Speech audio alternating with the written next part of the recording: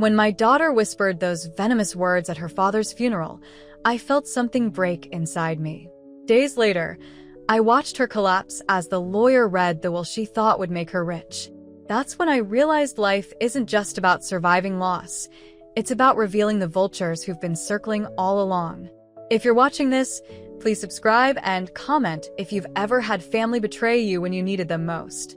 The scent of roses and lilies couldn't mask the stench of death that permeated St. Augustine's Cathedral that afternoon. My husband of 38 years, Richard Montgomery, lay in an imported mahogany casket at the front of the church, his hands folded peacefully over his chest as if he were merely sleeping. The cancer had taken him quickly, 3 months from diagnosis to death, but those months had been an eternity of pain, of whispered confessions, of tears shed in hospital rooms while machines beeped their metallic lullabies. I sat in the front pew, my black dress a stark contrast against my pale skin. I hadn't slept in days. The weight of being a widow still felt foreign, like someone had placed a heavy coat on my shoulders that didn't quite fit. My fingers traced the wedding band I still wore, the gold warm against my skin. "Mrs. Montgomery, would you like to say a few words?" Father Collins asked, his voice gentle as he gestured toward the pulpit. I nodded, rising slowly. My legs felt unsteady as I approached the microphone, looking out at the sea of faces, business associates, friends, family members who had flown in from across the country. So many people who claimed to have loved Richard. So many vultures waiting to pick at the carcass of his empire. Richard was... My voice cracked, and I paused, gathering myself. Richard was a man who built something from nothing. When we met, he had a dream and a borrowed suit. When he left this world, he had built Montgomery Industries into one of the largest privately owned corporations in the state. But that wasn't what made him extraordinary. It was the way he remembered everyone's name, from the janitor to the CEO. It was how he coached our daughter's soccer team even while closing million-dollar deals. It was how he looked at me every morning like I was still the 20-year-old waitress who spilled coffee on his only good shirt. A ripple of sad laughter moved through the congregation. I could see them now, nodding, dabbing at their eyes with monogrammed handkerchiefs. Richard Montgomery wasn't just my husband. He was my best friend, my partner, my compass. And though I stand here today without him, I know that everything he built, everything he loved, will continue. Because that was his greatest gift to us, a legacy of love, of determination, of vision. I stepped away from the microphone, my gaze falling on our daughter, Victoria, sitting in the front row. Her mascara remained perfectly intact, not a tear to be seen. She wore Chanel, black, of course, but with a hemline that made me wonder if she was attending a funeral or a cocktail party.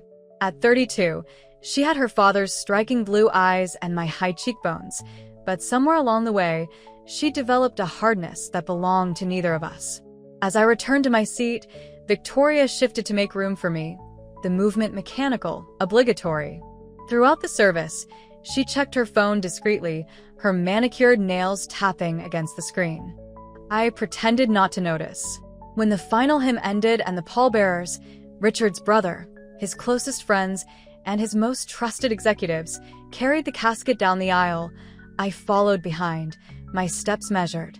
The sunlight outside the church was offensive in its brightness, as if the world had no right to be beautiful on a day like this. The procession to the cemetery was a blur. I remember the cool leather of the limousine seats. I remember Victoria sitting across from me, her legs crossed at the ankles, her sunglasses hiding whatever emotion, or lack thereof, might have been visible in her eyes. "You're holding up well," she said, breaking the silence between us. There was something in her tone that wasn't quite sympathy. "One foot in front of the other." I replied, the old phrase my mother used to say when times were tough. "That's all we can do." Victoria's lips curled into what might have been a smile. "Yes, I suppose that's true." At the graveside, I stood as they lowered Richard into the ground. Each shovelful of dirt that hit the casket felt like a blow to my chest. I had known this moment was coming for months, had prepared for it as best I could, but nothing could have readied me for the finality of it.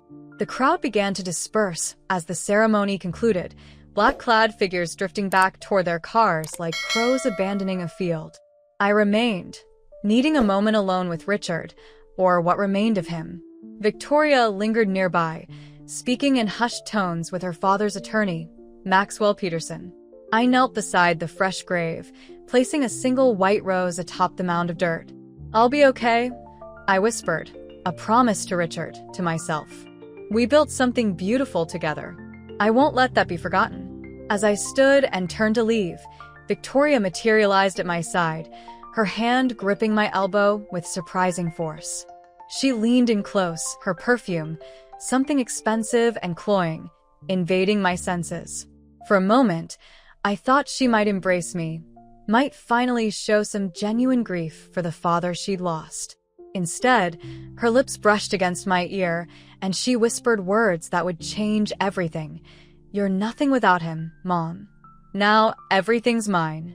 She pulled back, her face a mask of feigned sympathy, as if she'd just murmured words of comfort to her grieving mother. But I had heard the truth in her voice, cold, triumphant, certain.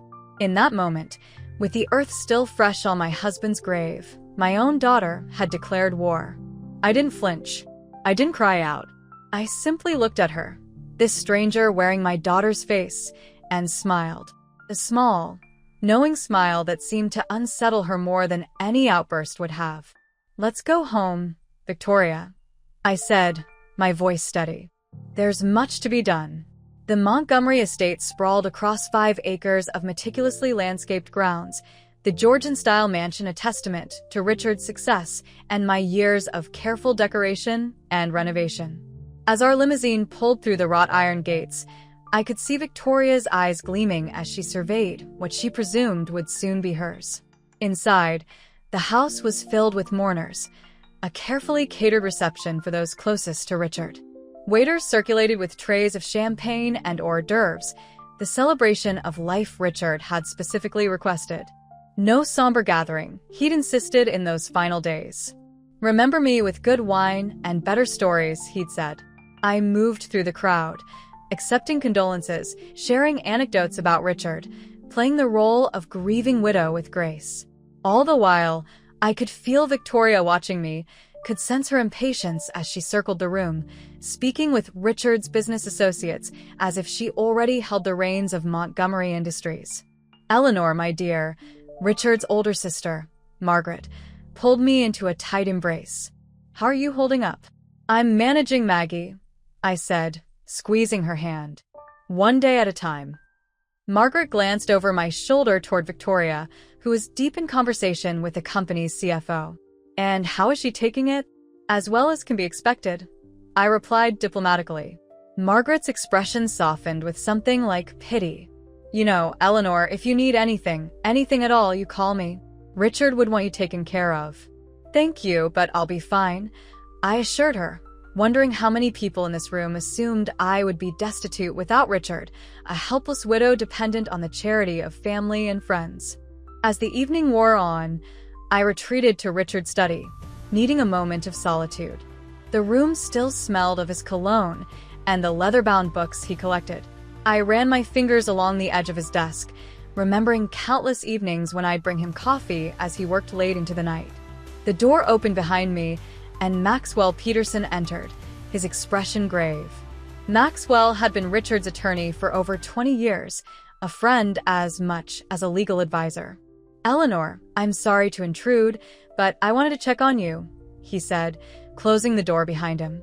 "The reading of the will is scheduled for Friday at my office. Will that work for you?" "Yes, that's fine," I nodded.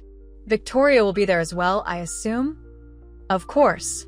All interested parties have been notified." Maxwell hesitated, choosing his words carefully. "Eleanor, I know this is a difficult time, but there are some preparations we should discuss before Friday." I raised an eyebrow. "Preparations?" Maxwell lowered his voice, though we were alone in the study. Richard was very specific about his wishes. Very specific indeed. But I'm concerned about how certain revelations might be received. I moved to the window, looking out at the garden where Richard and I had spent so many summer evenings. You're worried about Victoria's reaction. I'm worried about the aftermath, Maxwell corrected. Richard made his decisions with clear intention, but the consequences... He trailed off. The consequences are not your concern, Maxwell, I said firmly. Richard knew exactly what he was doing. And so do I. Maxwell studied me for a long moment, then nodded slowly. You've always been stronger than people give you credit for, Eleanor. It's not about strength, I replied. It's about truth. Victoria showed me hers today, at the cemetery. On Friday, she'll learn ours. After Maxwell left, I remained in the study, sinking into Richard's leather chair. I opened the bottom drawer of his desk, where he kept a bottle of his favorite scotch. Pouring a small measure into a crystal tumbler, I raised it in a silent toast to the portrait of Richard hanging on the wall. Younger, vigorous, his smile confident and warm. You were right, my love, I whispered. You were right about everything. The following days passed in a surreal haze of practical matters. Thank you notes to be written, Richard's personal effects to be sorted, well-meaning visitors bringing casseroles and condolences. Victoria made herself scarce, staying at her downtown apartment rather than at the estate. But her presence lingered like a shadow, her threat echoing in my mind. On Wednesday evening, I was surprised to find her car in the driveway when I returned from a meeting with Richard's personal banker. Inside the house, I could hear movement upstairs, drawers opening and closing, footsteps moving from room to room. I found Victoria in the master suite, rifling through Richard's closet, designer luggage open on the bed. What are you doing? I asked from the doorway. She didn't even startle, merely glanced over her shoulder with cool assessment. Just collecting some of Dad's things. Mementos, cufflinks, that sort of thing. She held up one of Richard's Patek Philippe watches. He always said this would be mine someday. The will hasn't been read yet, I reminded her, keeping my voice level. Nothing should be removed from the house until then. Victoria laughed, the sound brittle and sharp. Let's not pretend, shall we? We both know how this works. Dad left the business and the bulk of the estate to me. You'll get a comfortable allowance, I'm sure, maybe the vacation house in the Hamptons. But Montgomery Industries? That's mine now. She turned back to the closet, dismissing me as if I were a servant who had overstepped. I have a meeting with the board on Monday. I need to start settling in as the new CEO. The board doesn't appoint the CEO until the succession plan is formally activated, I said, moving to the bed and closing the suitcase with a decisive snap. And that doesn't happen until after the will is read. Victoria's eyes narrowed, a flash of the temper she'd inherited from her father crossing her face. Don't be difficult, Mother. This transition will be much smoother if you cooperate. Cooperate? I echoed, feeling a surge of indignation. This is still my home, Victoria. Your father is barely cold in his grave, and you're already carving up his legacy, like a Thanksgiving turkey. His legacy? Victoria's voice rose, her composure slipping. What would you know about his legacy? You were just the pretty waitress he married, the hostess who arranged his dinner parties. I am his blood, his child, the one he groomed to take over the company. Each word was a slap, each dismissal of my 38 years with Richard a knife twisting in my heart. But I had expected this, had seen the entitlement growing in Victoria year by year, nurtured by private schools and trust funds, by the ease with which doors opened for the daughter of Richard Montgomery. We will discuss everything after the will reading, I said firmly. Until then, nothing leaves this house. Victoria stared at me, calculation in her eyes. Then her expression shifted, softened into something that might have passed for contrition if I hadn't known better. You're right, Mom. I'm sorry. She closed the closet door, her movements deliberately gentle. This is hard for all of us. I'm just trying to honor Dad by keeping the business running smoothly. I didn't believe her sudden change of heart for a second, but I nodded, accepting the false olive branch. Friday, Victoria. Everything will be clear on Friday.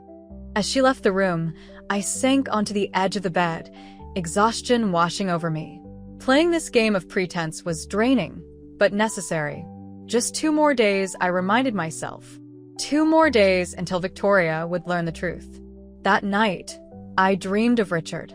Not the frail, pain-ridden man of his final months, but the vibrant, laughing husband who had swept me off my feet all those years ago. In the dream, we were dancing on the terrace, the summer night warm around us, fireflies blinking in the garden beyond. She doesn't remember. Dream Richard said, his hand warm against the small of my back as we swayed to music only we could hear. Remember what? I asked. The early days. How we struggled. How we built everything together, brick by brick. He spun me gently, then pulled me close again. She only sees what is, not what was. I woke with tears on my cheeks, the ghost of Richard's touch still lingering on my skin. Outside, dawn was breaking, painting the sky in shades of pink and gold. I rose and went to the window, watching as the groundskeeper began his morning routine, the estate coming to life around me. Soon, this place might no longer be my home. The thought brought a pang of sadness, but not the devastation Victoria might have expected. There were things she didn't know, couldn't know, about what Richard and I had planned. Thursday passed in a blur of preparations.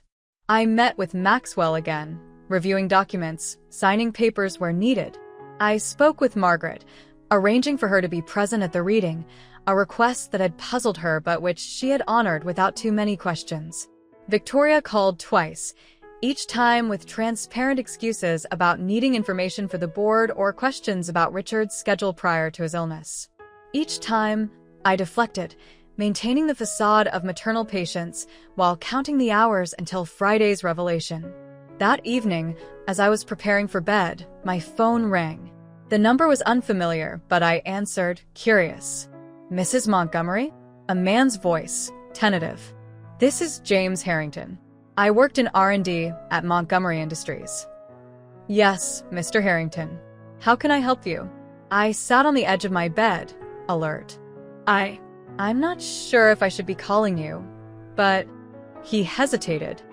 I thought you should know that Ms. Victoria has been in the office all day.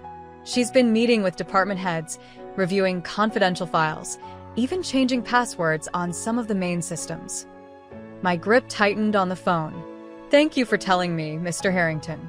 There's more, he continued, his voice dropping to almost a whisper. She told the executive team that there would be significant restructuring after she takes over tomorrow. Several longtime employees, people your husband valued highly, are on her cut list. Cold anger settled in my chest. I see. Mrs. Montgomery, your husband was good to me. He gave me a chance when no one else would. I just thought you should know what's happening before it's too late. After thanking him and ending the call, I sat in silence for several minutes, digesting this new information. Victoria wasn't just anticipating her inheritance. She was actively working to dismantle Richard's carefully built team, to reshape the company in her image before she even officially held the reins. I picked up my phone again and dialed Maxwell. Eleanor? Is everything all right? His voice was concerned. It was nearly midnight. Victoria's at the company offices, I said without preamble. She's making changes, Maxwell, acting as if she's already in charge. Maxwell was quiet for a moment. Can you prove it? I have a witness. One of Richard's employees called to warn me. That's all I need. I'll make a call to security, have her access temporarily suspended until after the reading. His tone was grim but satisfied. Richard anticipated something like this might happen. That's why we took certain precautions. Will it be enough? I asked, suddenly uncertain. Trust your husband, Eleanor, Maxwell replied.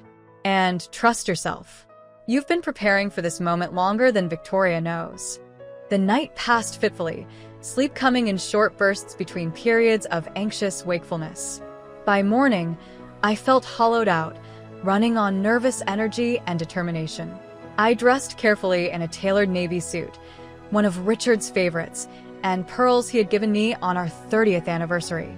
As I fastened the clasp of the necklace, I studied my reflection in the mirror. At 58, I was still attractive, silver threading through my dark hair, lines at the corners of my eyes that spoke of both laughter and sorrow. Victoria had once cruelly remarked that I was aging well for a trophy wife, not understanding that I had never been a trophy. I had been a partner, a co-architect of the life Richard and I had built. The law offices of Peterson, Grantham and Associates occupied the top floor of a sleek downtown building, another property owned by Montgomery Industries. As the elevator ascended, I felt a strange calm settling over me. Whatever happened in the next hour would change everything, but I was ready. The conference room was already occupied when I arrived. Maxwell stood at the head of the polished table, arranging documents with methodical precision. Margaret sat to one side, her expression somber but resolute. Richard's brother, Thomas, was there as well, his resemblance to Richard a painful reminder of what I had lost. Victoria arrived precisely at 10 a.m., striding into the room as if she already owned it.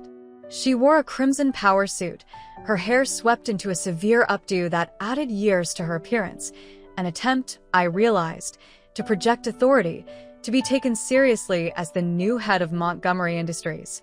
Her confidence faltered slightly when she saw the assembled group. "I wasn't aware this would be a family reunion," she remarked, taking a seat across from me. "The will specifies who should be present," Maxwell explained smoothly. "Shall we begin?" Victoria nodded, impatience radiating from her like heat. "By all means." Maxwell cleared his throat, adjusting his glasses as he opened the formal document bearing Richard's final wishes. "I, Richard James Montgomery, being of sound mind and body, do hereby declare this to be my last will and testament, revoking all previous wills and codicils." Maxwell's voice was steady, professional, giving no hint of what was to come. He continued through the formal preliminaries, establishing the validity of the document, acknowledging Richard's awareness of his family members and his responsibilities to them. Victoria leaned forward slightly, her fingers drumming against the table surface, the only outward sign of her eagerness.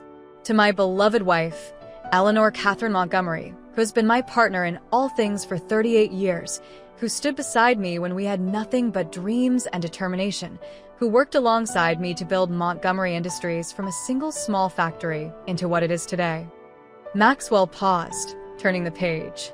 Victoria's drumming fingers stilled. "I leave all shares of Montgomery Industries currently in my possession, constituting a controlling interest of 67% of the company's total stock. Additionally, I leave to Eleanor all real estate holdings, including but not limited to our primary residence, the vacation properties in the Hamptons and Aspen, and all commercial properties owned under my personal name rather than the company's." Victoria's face had gone very still, the color draining from her cheeks. "That can't be right," she interrupted. "There must be some mistake." Maxwell looked at her over the rim of his glasses. "There is no mistake, Ms. Montgomery. Shall I continue?" Victoria sat back, visibly struggling to maintain her composure. Maxwell returned to the document. "To my daughter, Victoria Elizabeth Montgomery, I leave the sum of $1 million, to be held in trust and distributed in monthly payments of $5,000, conditional upon her continued employment in a position approved by the trustee, who shall be my wife, Eleanor Montgomery." A strangled sound escaped Victoria's throat. Her hands, I noticed, were trembling slightly against the polished wood of the table. "This decision has not been made lightly," Maxwell continued, reading Richard's personal statement. "Throughout my illness, I have had time to reflect on the values that guided my life and built my business: integrity, hard work, compassion for others, and the understanding that true wealth comes not from what we accumulate, but from what we build together with those we love." I watched Victoria's expression shift from shock to disbelief to the first kindling of rage. Maxwell's voice continued, relentless. "Victoria, my daughter, you have been given every advantage, every opportunity. Yet I have watched with growing concern as you have developed a sense of entitlement rather than responsibility, a desire to command rather than to serve, to take rather than to build. These are not the qualities that will sustain what your mother and I have created." Victoria's face contorted, her mask of sophistication crumbling to reveal the petulant child beneath. "This is insane," she hissed. "He was dying. He wasn't thinking clearly. Mom manipulated him when he was weak. This will is invalid." Maxwell paused, looking at Victoria with quiet authority. Your father executed this will 6 months ago, well before his condition deteriorated significantly. He was examined by 2 independent physicians who certified his mental competence. The will is legally sound in every respect. I don't accept this, Victoria declared, standing abruptly. I'll contest it. I'll take it to court. You'll what, Victoria? I asked softly, speaking for the first time since the reading began. Publicly declare that your father, a man respected throughout the business world for his judgment and integrity, was mentally incompetent? Argue that I somehow manipulated a man known for his strong will and independent thinking? Is that really the legacy you want to create for yourself? Victoria turned on me, her eyes blazing with fury. You did this. Somehow you turned him against me. This was supposed to be mine, all of it. He promised me. He promised you would have a place in the company, a chance to earn your way to leadership. I corrected her. But you wanted to skip the earning part, didn't you? You thought your name alone entitled you to everything he built. Ms. Montgomery, Maxwell interjected, his tone cautionary. Before you say anything further, you should know that there is an additional clause in your father's will. If you contest any part of it, you forfeit the trust entirely. You would receive nothing. Victoria's laugh was harsh, disbelieving. Nothing? I'm his only child. The courts won't allow that. Actually, they will, Maxwell said evenly. Your father's will is ironclad. Moreover, most of his assets were transferred into irrevocable trusts before his death, with your mother as the primary beneficiary and controlling trustee. Even if you could somehow invalidate the will, which you cannot, those trusts would remain untouched. Victoria looked from Maxwell to me, comprehension dawning in her eyes. You planned this. Both of you, plotting behind my back. No, Victoria, I said, feeling suddenly tired. Your father made these decisions because he loved you enough to not let your worst instincts destroy you. This trust gives you a chance to develop the character and skills you'll need if you ever hope to lead Montgomery Industries. If, Victoria echoed, her voice rising. If I am a Montgomery, that company bears my name, a name you did nothing to build. I reminded her gently. A name your father and I established through years of sacrifice and hard work while you were still in diapers. Victoria's control shattered completely. She slammed her hands on the table, sending papers flying. You're nothing but a waitress he felt sorry for. You think you can run a multinational corporation? You'll run it into the ground within a year. I met her gaze steadily, refusing to be baited. I ran the household accounts that grew into the company's first bookkeeping system. I worked beside your father when we had 3 employees and a rented warehouse. I've sat on the board for 20 years while you were shopping on Rodeo Drive and dating investment bankers. Don't presume to tell me what I can and cannot do, Victoria. She stared at me, breathing heavily, fury and disbelief warring in her expression. Then, abruptly, she turned to Maxwell. This isn't over, she declared. I'll find a way to fight this. I'll expose whatever scheme you 2 cooked up. Maxwell merely adjusted his glasses. Ms. Montgomery, I suggest you take some time to consider your position carefully before making threats you cannot back up. Your father was a meticulous man. Everything has been done according to the letter of the law. Victoria's gaze swept the room, taking in the impassive faces surrounding her. Whatever support she had hoped to find from her uncle or aunt was not forthcoming. Thomas looked uncomfortable but resolute. Margaret's expression held a mixture of sadness and grim satisfaction.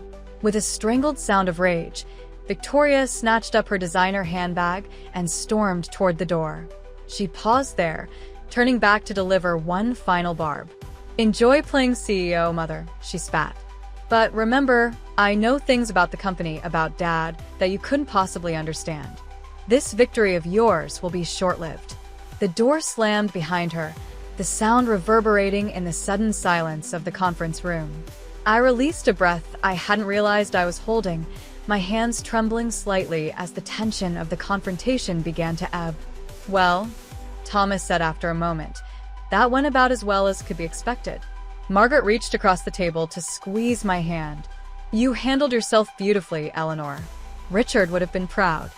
Maxwell gathered his papers, his expression grave. Victoria's threats aren't entirely empty, I'm afraid. She may not be able to overturn the will, but she could potentially cause problems for the company if she's determined enough. Let her try, I said, my resolve hardening. Richard prepared for this. We both did. As we left the law offices, I felt oddly lightweight, as if a burden I had been carrying for months had finally been set down. The confrontation with Victoria had been painful but necessary, the first step in a journey neither of us had chosen, but both now had to navigate. In the lobby, Margaret embraced me once more. "What will you do now?" she asked. I smiled, thinking of the plans Richard and I had discussed during those long hospital nights, of the vision we had shared for the company's future. Exactly what Richard would have wanted, I told her. I'm going to protect his legacy, not just the business, but the values it was built on. Outside, the October sun was bright, the air crisp with the promise of autumn. I paused on the steps of the building, looking up at the Montgomery Industries logo that crowned the skyscraper across the street. For 38 years, that name had been mine as much as it had been Richard's. Now it was my responsibility alone. My phone buzzed with an incoming text. Unknown number, but the message was clear enough. This isn't over. You've made an enemy you can't afford. I slipped the phone back into my purse without responding. Victoria had shown her hand at the funeral, revealed the darkness in her heart when she thought victory was assured. She had whispered her truth to me over her father's grave. She had screamed her entitlement in Maxwell's office. But what she didn't realize, what she had never understood, was that Richard and I had always been 3 steps ahead, planning for contingencies, preparing for storms. We had built our empire together, brick by brick, sacrifice by sacrifice. And I would not let it fall to the greed of a daughter who had never appreciated the foundation upon which she stood. As I walked toward my car, I made a mental note to have the locks changed at the estate. Victoria's threat lingered in my mind, a storm on the horizon. But I had weathered storms before. And this time, I had Richard's final gift to me. The truth of his trust, the power of his legacy, and the means to protect everything we had built together. That evening, as I returned home to the quiet emptiness of the estate, I found the first sign that Victoria's war had only just begun. Taped to the front door was an envelope. No postmark, no address, just my name written in Victoria's distinctive hand. Inside was a single photograph. Richard at what appeared to be a dinner, smiling at a woman I didn't recognize. On the back, Victoria had written, "Still think you knew everything about him? This is just the beginning." I studied the photo carefully, then tucked it into my pocket with a sigh. If Victoria thought old photos and insinuations would shatter me, she had gravely miscalculated. Richard and I had faced far worse threats than this throughout our marriage. Inside the house, I moved through the familiar rooms, touching the furniture, the art we had collected together, the photographs that told the story of our life. This was my home, my sanctuary, and now, unexpectedly, my fortress in what promised to be a battle for everything Richard and I had built. In his study, I poured myself a measure of his favorite scotch and raised it in a toast to his portrait. "Well, my love," I said aloud to the empty room, "she's declared war, just as you predicted. But I'm ready." I took a sip, letting the liquid warm my throat. We made a good team, didn't we? And we still do. The house settled around me, creaking softly as the evening deepened into night.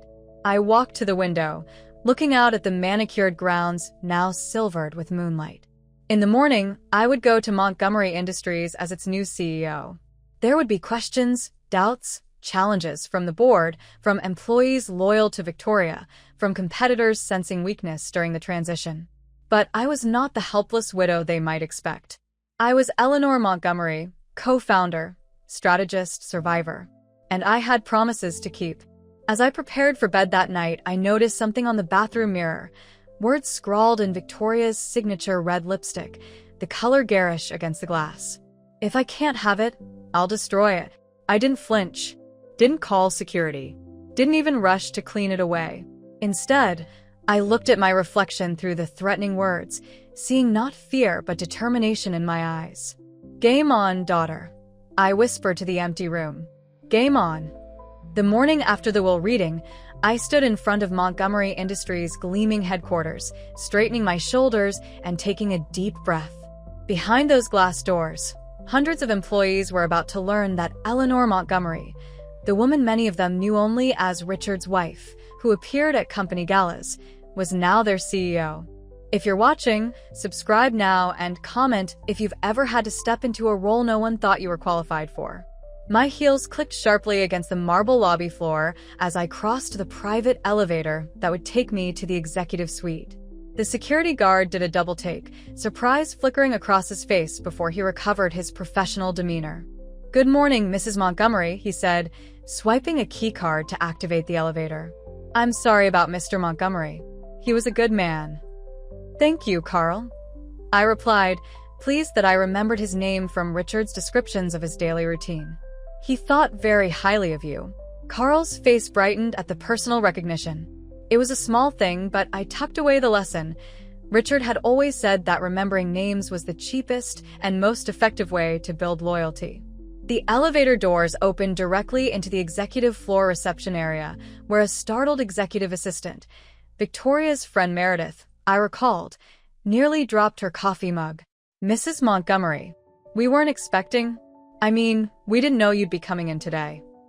Her eyes darted to the closed door of the CEO's office, Richard's office, uncertainty written across her features. "Good morning, Meredith," I said pleasantly. "I'll need the files for today's executive committee meeting, and please have IT come up to set up my credentials for the system." I moved past her stunned face toward Richard's, my office. "But Ms. Victoria said," Meredith began. I turned, fixing her with a level gaze. "Ms. Victoria is not in charge of Montgomery Industries, Meredith. I am. Now those files, please." The office was exactly as Richard had left it. The same leather chairs, the same view of the city skyline, the same subtle scent of his cologne lingering in the air. I ran my fingers along the edge of the massive mahogany desk, remembering how often I'd sat across from him in this very room, discussing strategy, weighing options, planning our future. Only now I would be sitting on the other side. I had barely settled into Richard's chair when there was a sharp knock at the door. It opened without waiting for a response, and Marcus Delaney, the company's COO and Richard's right-hand man for the past decade, stood in the doorway.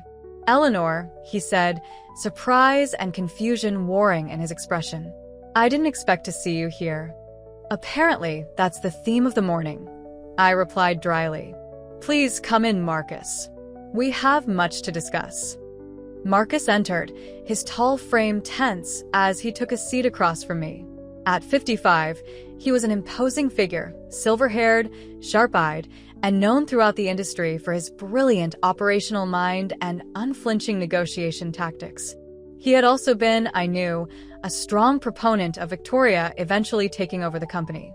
"I understand there was an unexpected outcome at the will reading yesterday," he said carefully. "You could say that." I opened the leather portfolio I'd brought, removing several documents. Richard left controlling interest in Montgomery Industries to me, along with full voting rights on all shares. The board has been notified, and an emergency meeting has been scheduled for this afternoon to formalize the transition. Marcus's expression remained carefully neutral. "I see. And may I ask what your intentions are for the company?" "To continue Richard's legacy, of course," I said, meeting his gaze directly. "With some necessary adaptations for the changing market." A flicker of something, concern? Skepticism, crossed Marcus's face. "Eleanor, with all due respect, running Montgomery Industries requires specific expertise. Richard built this company through strategic vision and technical knowledge. The board will have questions about your qualifications." I smiled thinly. "I'm sure they will, Marcus.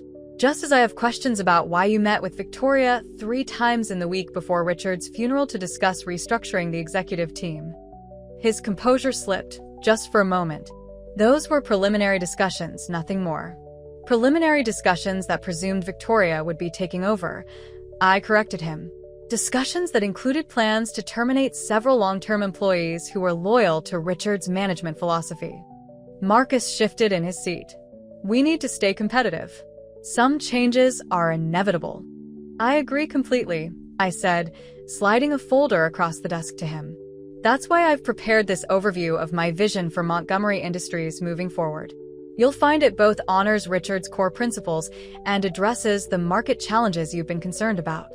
Marcus opened the folder, skepticism evident in every line of his body. But as he scanned the first few pages, his expression changed subtly.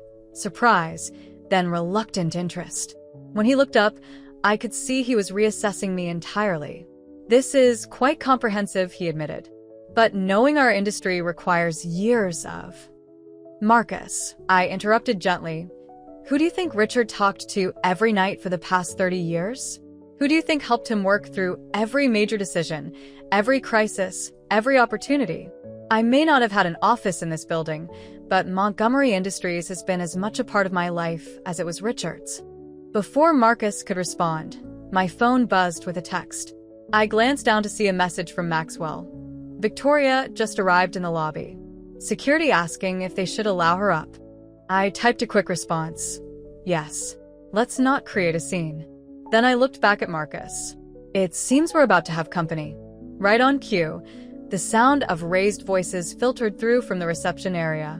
Moments later, the door burst open, and Victoria stood there, magnificent in her fury. She wore another power suit, black today, with a blood-red silk blouse, her makeup flawless despite the rage distorting her features. "What the hell do you think you're doing?" she demanded, slamming the door behind her. Her gaze flicked to Marcus, then back to me. "This is my office. My company. Good morning to you too, Victoria," I said calmly.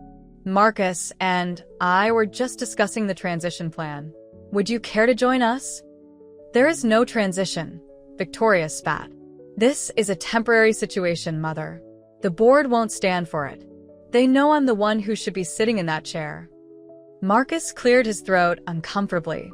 Perhaps I should leave you two too. Stay, Victoria and I said simultaneously. I gestured for Marcus to remain seated, then turned my attention back to my daughter. Victoria, I understand you're upset. This isn't what you expected. But throwing tantrums won't change the legal reality of the situation.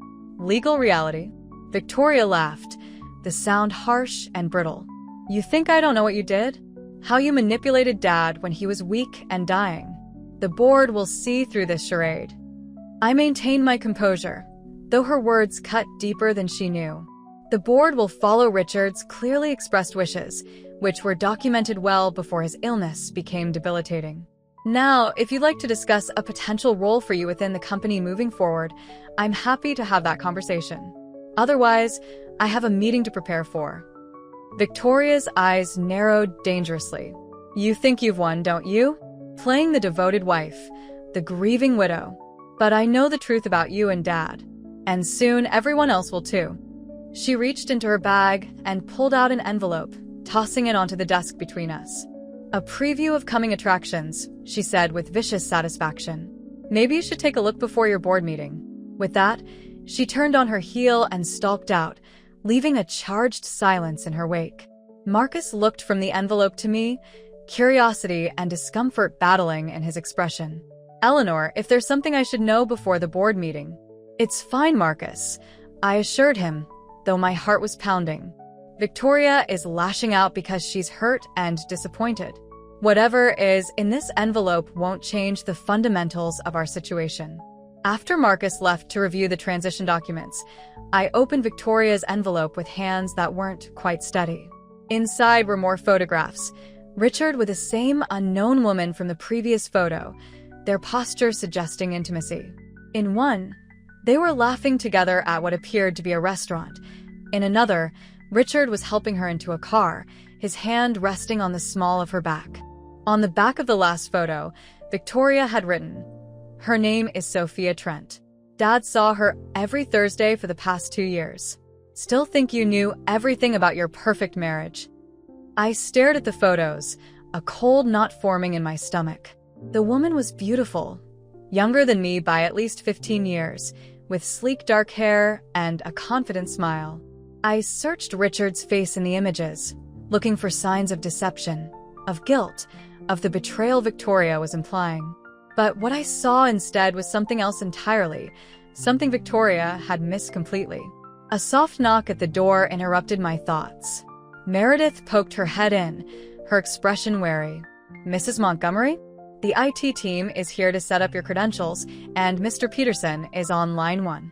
"Thank you, Meredith," I said, slipping the photos back into the envelope. "Send an IT, and tell Maxwell I'll call him back shortly."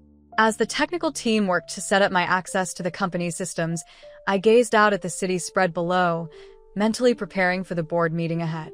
Victoria's attempt to destabilize me had failed, but it was only her opening move. The war she had declared was just beginning, and I needed to be ready for whatever came next. The Montgomery Industries boardroom occupied the entire top floor of the building, a vast space dominated by a gleaming conference table and floor-to-ceiling windows overlooking the city. By 2 p.m., the room was filled with the 12 members of the board, the company's most senior executives, along with outside directors selected for their industry expertise or financial acumen. I recognized all of them, of course. Over the years, I had hosted them at countless dinner parties and charity galas, had made small talk about their children and vacations, had observed their interactions with Richard and with each other. But today, as I entered the room with Maxwell at my side, I saw them differently. Not as Richard's guests, but as my new colleagues. Or, in some cases, my new adversaries. "Ladies and gentlemen," Maxwell began once everyone was seated, "thank you for accommodating this emergency meeting. As you know, Richard Montgomery's will was read yesterday, and there are significant implications for company leadership that require immediate board attention." A murmur ran through the room.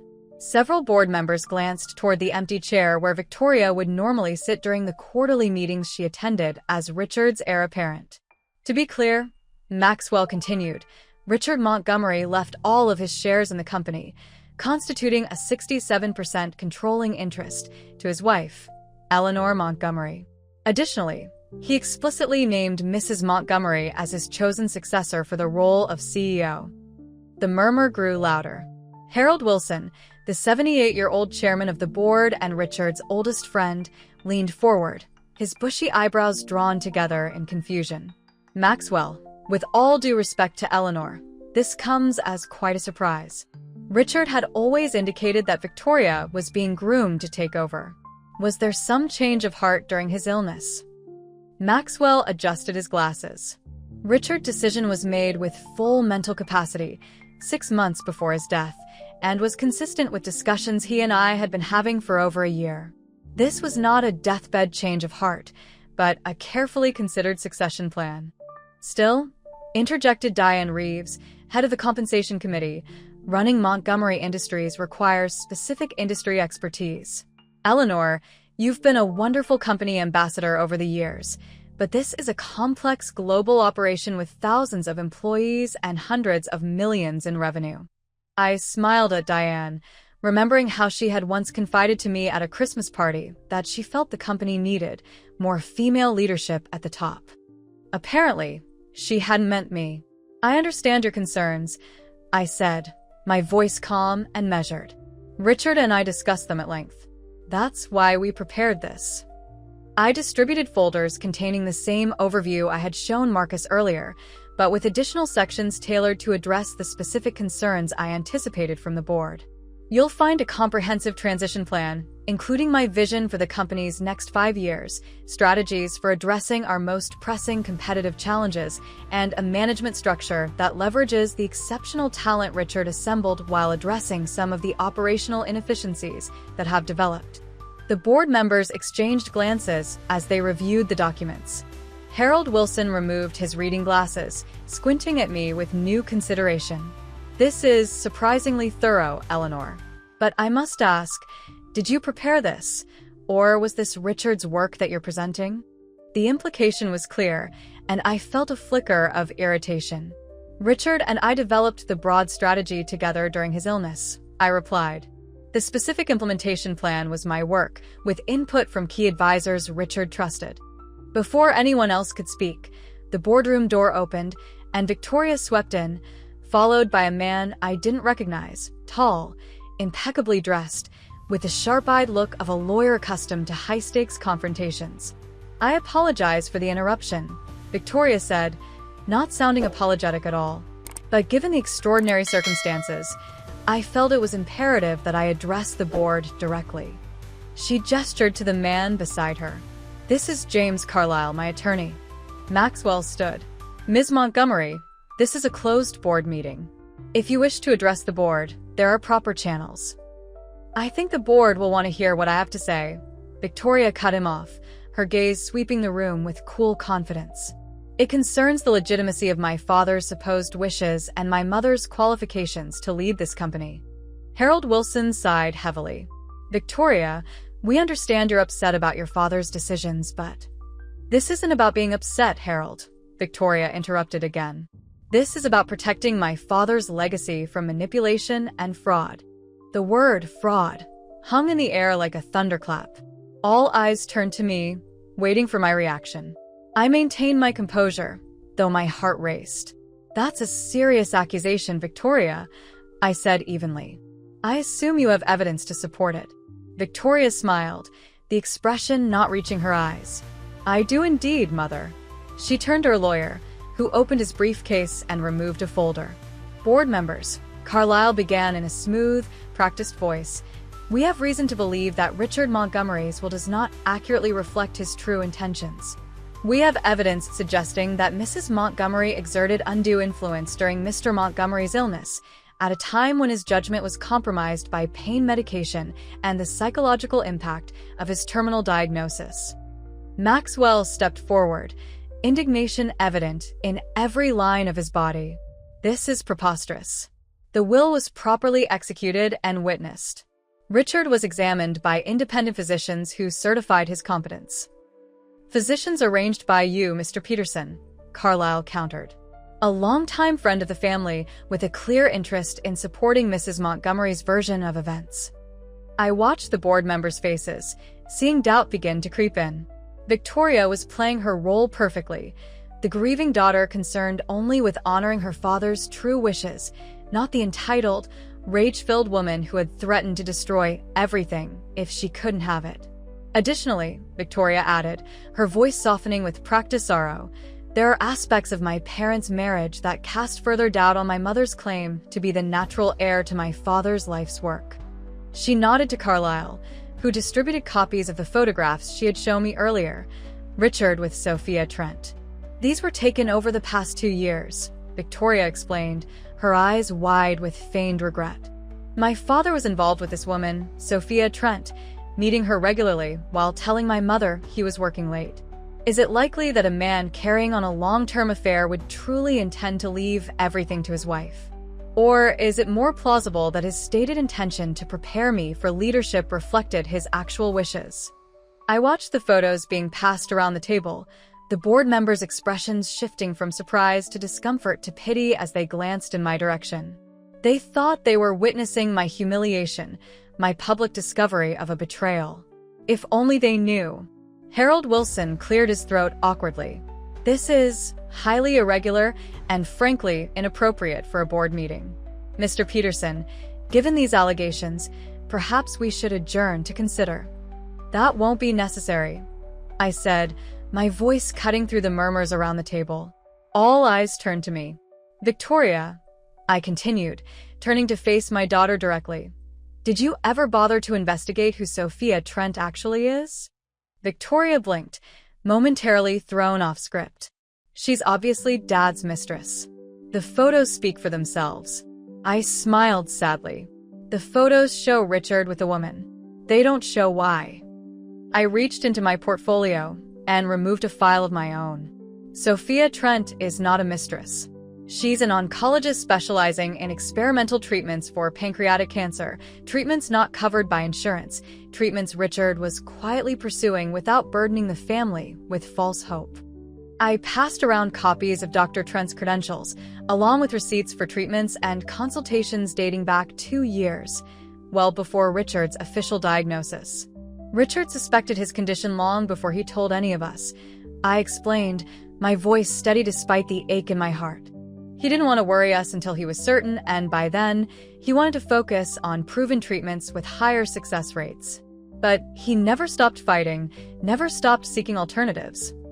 Victoria stared at me, her composure cracking. "You're lying. You made this up to cover." I had Dr. Trent on standby to video conference with the board. I interrupted, nodding to Meredith, who had slipped into the back of the room. "She's prepared to confirm everything I've said." The atmosphere in the room shifted palpably. Board members who had been looking at me with pity moments before now regarded Victoria with growing disapproval. Furthermore, I continued, regarding the allegations of undue influence, I would direct the board's attention to page 17 of the transition plan, which outlines the process Richard and I undertook to document his wishes. You'll note that the initial structure was established over 18 months ago, well before Richard's diagnosis, and was refined, with proper legal and medical oversight, during the early stages of his illness. Victoria's lawyer shifted uncomfortably as board members turned to the relevant page. As for my qualifications, I added, I would remind the board that I was present at the creation of Montgomery Industries. The first business plan was written at our kitchen table. The first employees were hired in our garage. I may not have had an official title or an office in this building, but my fingerprints are on every aspect of this company's foundation. Harold Wilson studied me with new respect in his rheumy eyes. Eleanor, I owe you an apology.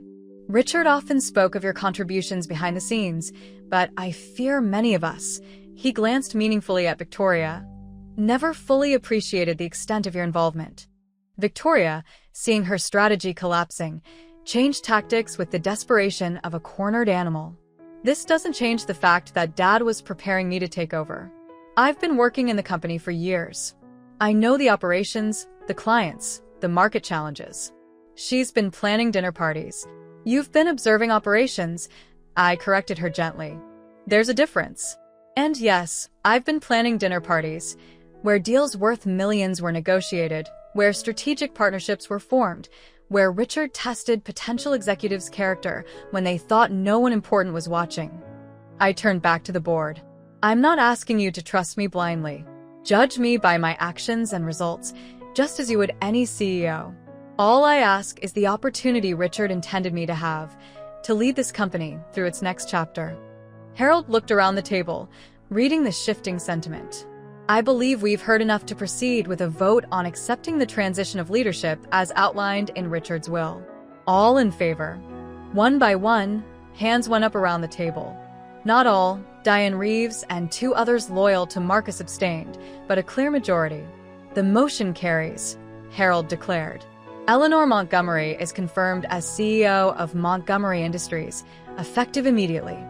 Victoria's face contorted with fury. This isn't over, she hissed, gathering her photographs. Not by a long shot. As she stormed out, her lawyer trailing apologetically behind her, I felt no triumph, only a bone-deep weariness and the weight of the responsibility I had just officially assumed. The remainder of the meeting passed in a blur of procedural matters and preliminary introductions to ongoing projects. By the time I returned to my office, Richard's office, the afternoon sun was casting long shadows across the city. I sank into the leather chair, finally allowing myself a moment to process everything that had happened.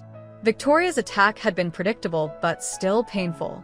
Using Richard's cancer treatments to imply an affair, had she really thought I wouldn't know about Sophia Trent? Had she truly believed I was so disconnected from Richard's life? My phone buzzed with a text from Margaret. Heard about the board meeting. Victoria just showed up at my house, ranting about contesting the will again. Are you okay? I texted back reassuring her that I was fine, though the truth was more complicated. I was exhausted, grieving, and now facing a daughter determined to destroy me. But I was also resolute. Richard had trusted me to carry on, and I would not fail him. As I gathered my things to leave for the day, Meredith appeared in the doorway, her expression hesitant. Mrs. Montgomery? Security called from downstairs. There's a woman asking to see you, Sophia Trent. She says it's important. My breath caught. I had mentioned having Dr. Trent on standby as a bluff. a calculated risk based on Richard's descriptions of her compassion and integrity. I hadn't actually spoken to her. "Please send her up," I said, smoothing my hair and straightening my jacket. Moments later, the woman from the photograph stood before me, just as beautiful in person, with intelligent eyes and a gentle demeanor that immediately put me at ease. "Mrs. Montgomery," she said, extending her hand.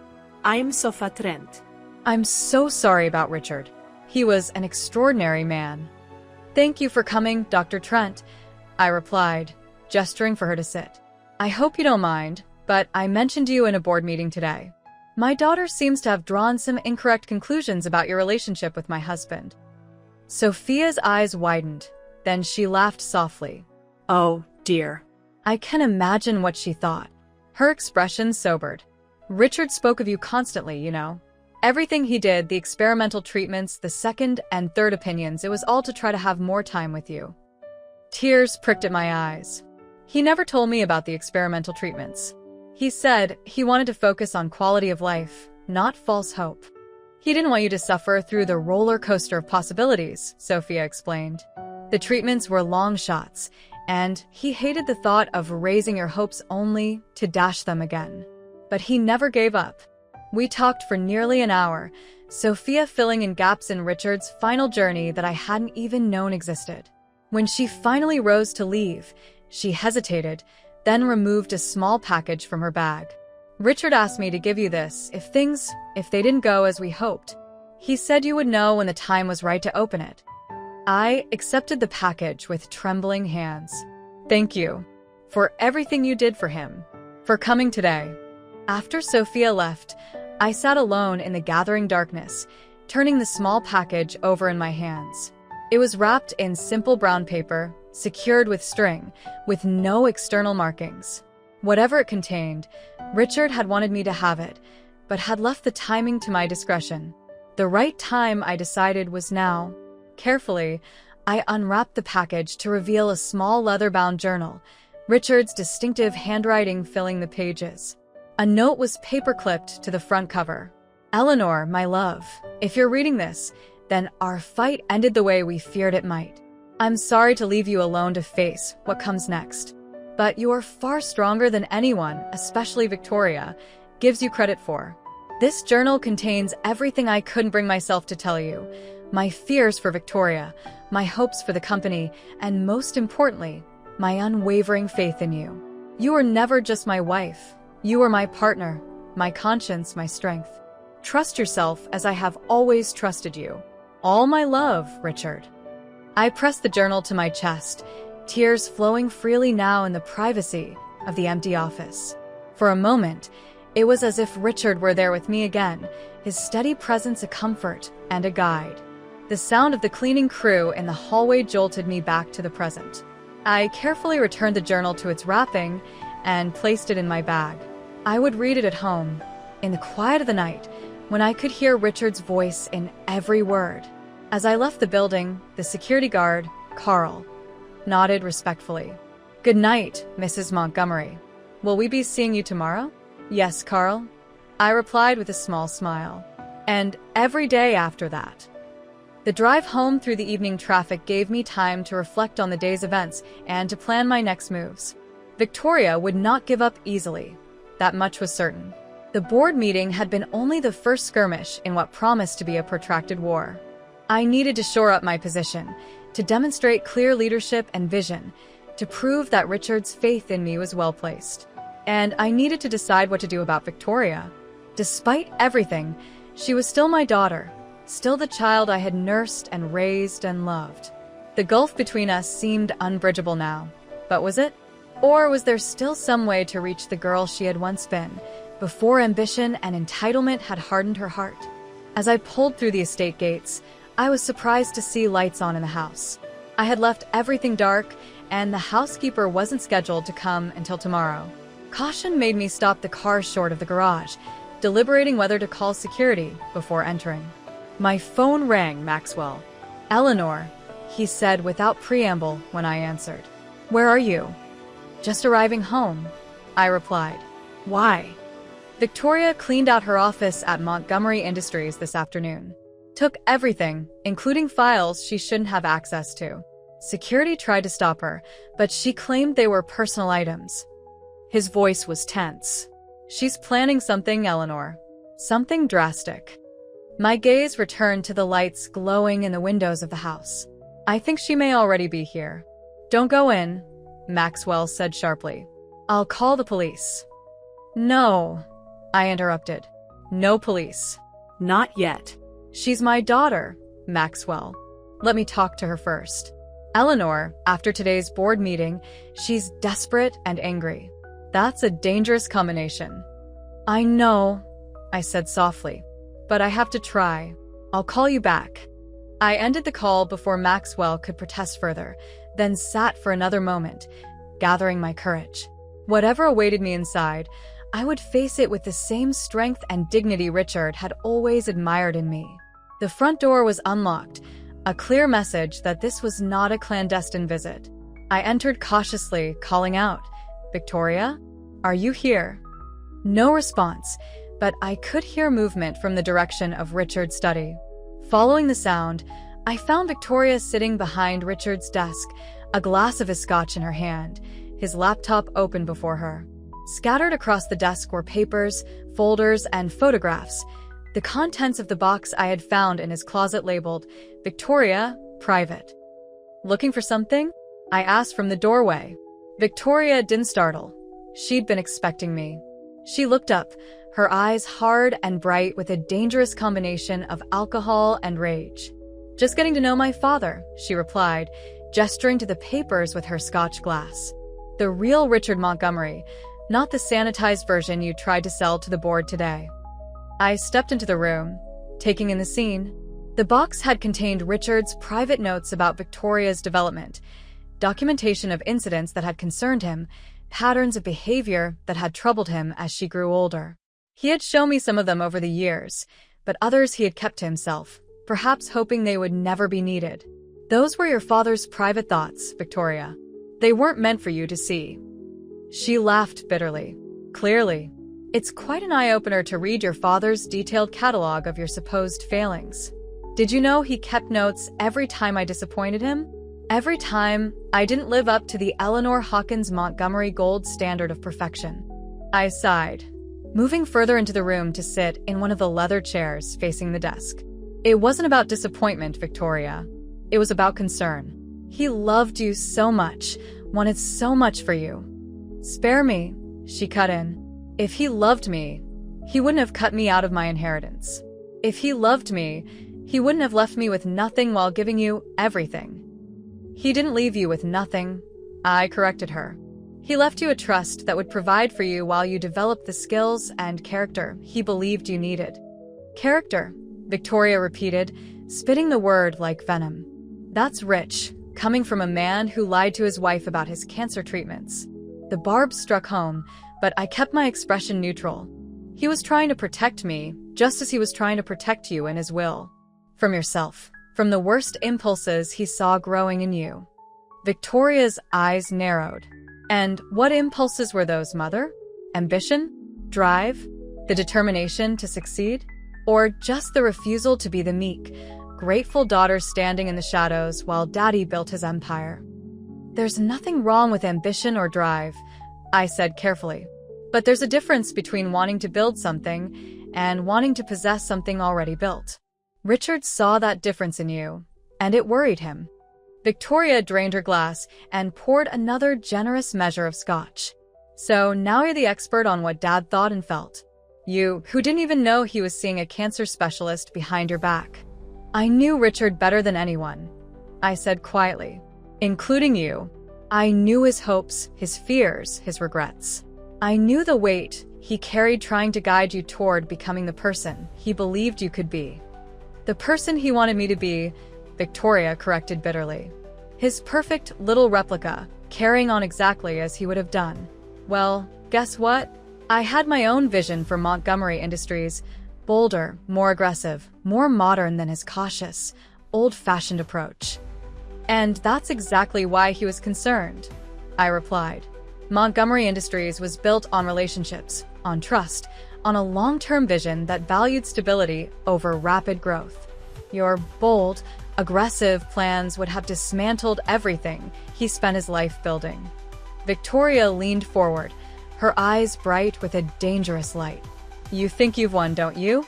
You think that because you charmed the board today, because you had an explanation for Dad's little meetings with Dr. Trent, that it's over.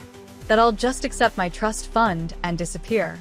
What I think, I said carefully, is that we're both grieving, both trying to honor Richard in our own ways. What I hope is that we can find some common ground, some way forward that doesn't involve destroying each other or the company Richard loved. Victoria laughed, the sound harsh and hollow. Common ground? There is no common ground, Mother. Not anymore. She picked up one of the photographs on the desk. Richard and me on our wedding day, young and hopeful and utterly unaware of the journey ahead. You know what I realized today looking through Dad's things? She continued, staring at the photo. He never really saw me. He saw you, and he saw himself, and he saw this perfect legacy he was building. But me, the actual person I am, that was never quite good enough. The vulnerability in her voice caught me off guard. For a moment, I glimpsed the wounded child beneath the polished, ruthless exterior, the little girl who had once trailed after Richard with hero worship in her eyes, desperate for his approval. Victoria, I began, my tone softening. That's not true. Your father loved you exactly as you are. He just worried about the choices you were making, the person you were becoming. The person I was becoming, she repeated, her momentary vulnerability hardening again into anger. As opposed to the person I should have been, right? Well, here's a news flash, Mother. This is who I am. And if Dad couldn't accept that, if you can't accept that, then maybe it's better this way. She stood abruptly, gathering the papers from the desk and shoving them back into the box. Keep the company. Keep the house. Keep playing CEO until you run everything into the ground. I don't need Richard Montgomery's approval anymore, and I certainly don't need yours. I watched her, feeling a complex mixture of sadness, frustration, and, despite everything, concern. What will you do? Victoria smiled, a cold, determined expression that sent a chill down my spine. That's the interesting question, isn't it? What will Victoria Montgomery do now that Daddy's cut her off? Now that Mommy's taken her rightful place? I guess you'll just have to wait and see. She picked up the box and moved toward the door, pausing beside my chair. One more thing, Mother. You might want to check Dad's personal email. The password is Eleanor Victoria 1990, our names and the year I was born. Sentimental to the end. Her smile widened, taking on a cruel edge. There are some interesting exchanges with the board members you think are so firmly in your corner now. Turns out dear old Dad had doubts about you too. With that parting shot, she was gone, leaving me alone in Richard's study with the echo of her words hanging in the air. I heard the front door slam, then the sound of her car starting and speeding down the driveway. For several minutes, I sat motionless, processing everything that had just happened. Then, slowly, I moved around the desk to Richard's computer. Victoria's revelation about the password, something I hadn't known, gnawed at me. What else might Richard have kept from me? What doubts had Victoria discovered? I opened the laptop and entered the password. It worked, giving me access to Richard's personal email account, separate from his official company email. I scrolled through recent messages, finding nothing immediately alarming.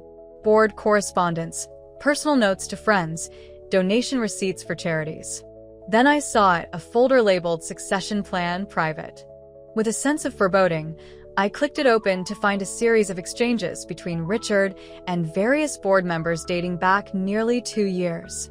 The early emails confirmed everything I already knew: Richard's concerns about Victoria's readiness, his decision to transfer controlling interest to me, his confidence in my ability to lead the company. But as I read further into the emails from the months just before his diagnosis, I found something unexpected.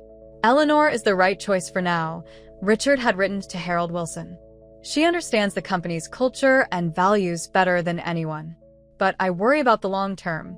The industry is changing rapidly, and Eleanor's strengths lie in stability and tradition, not innovation.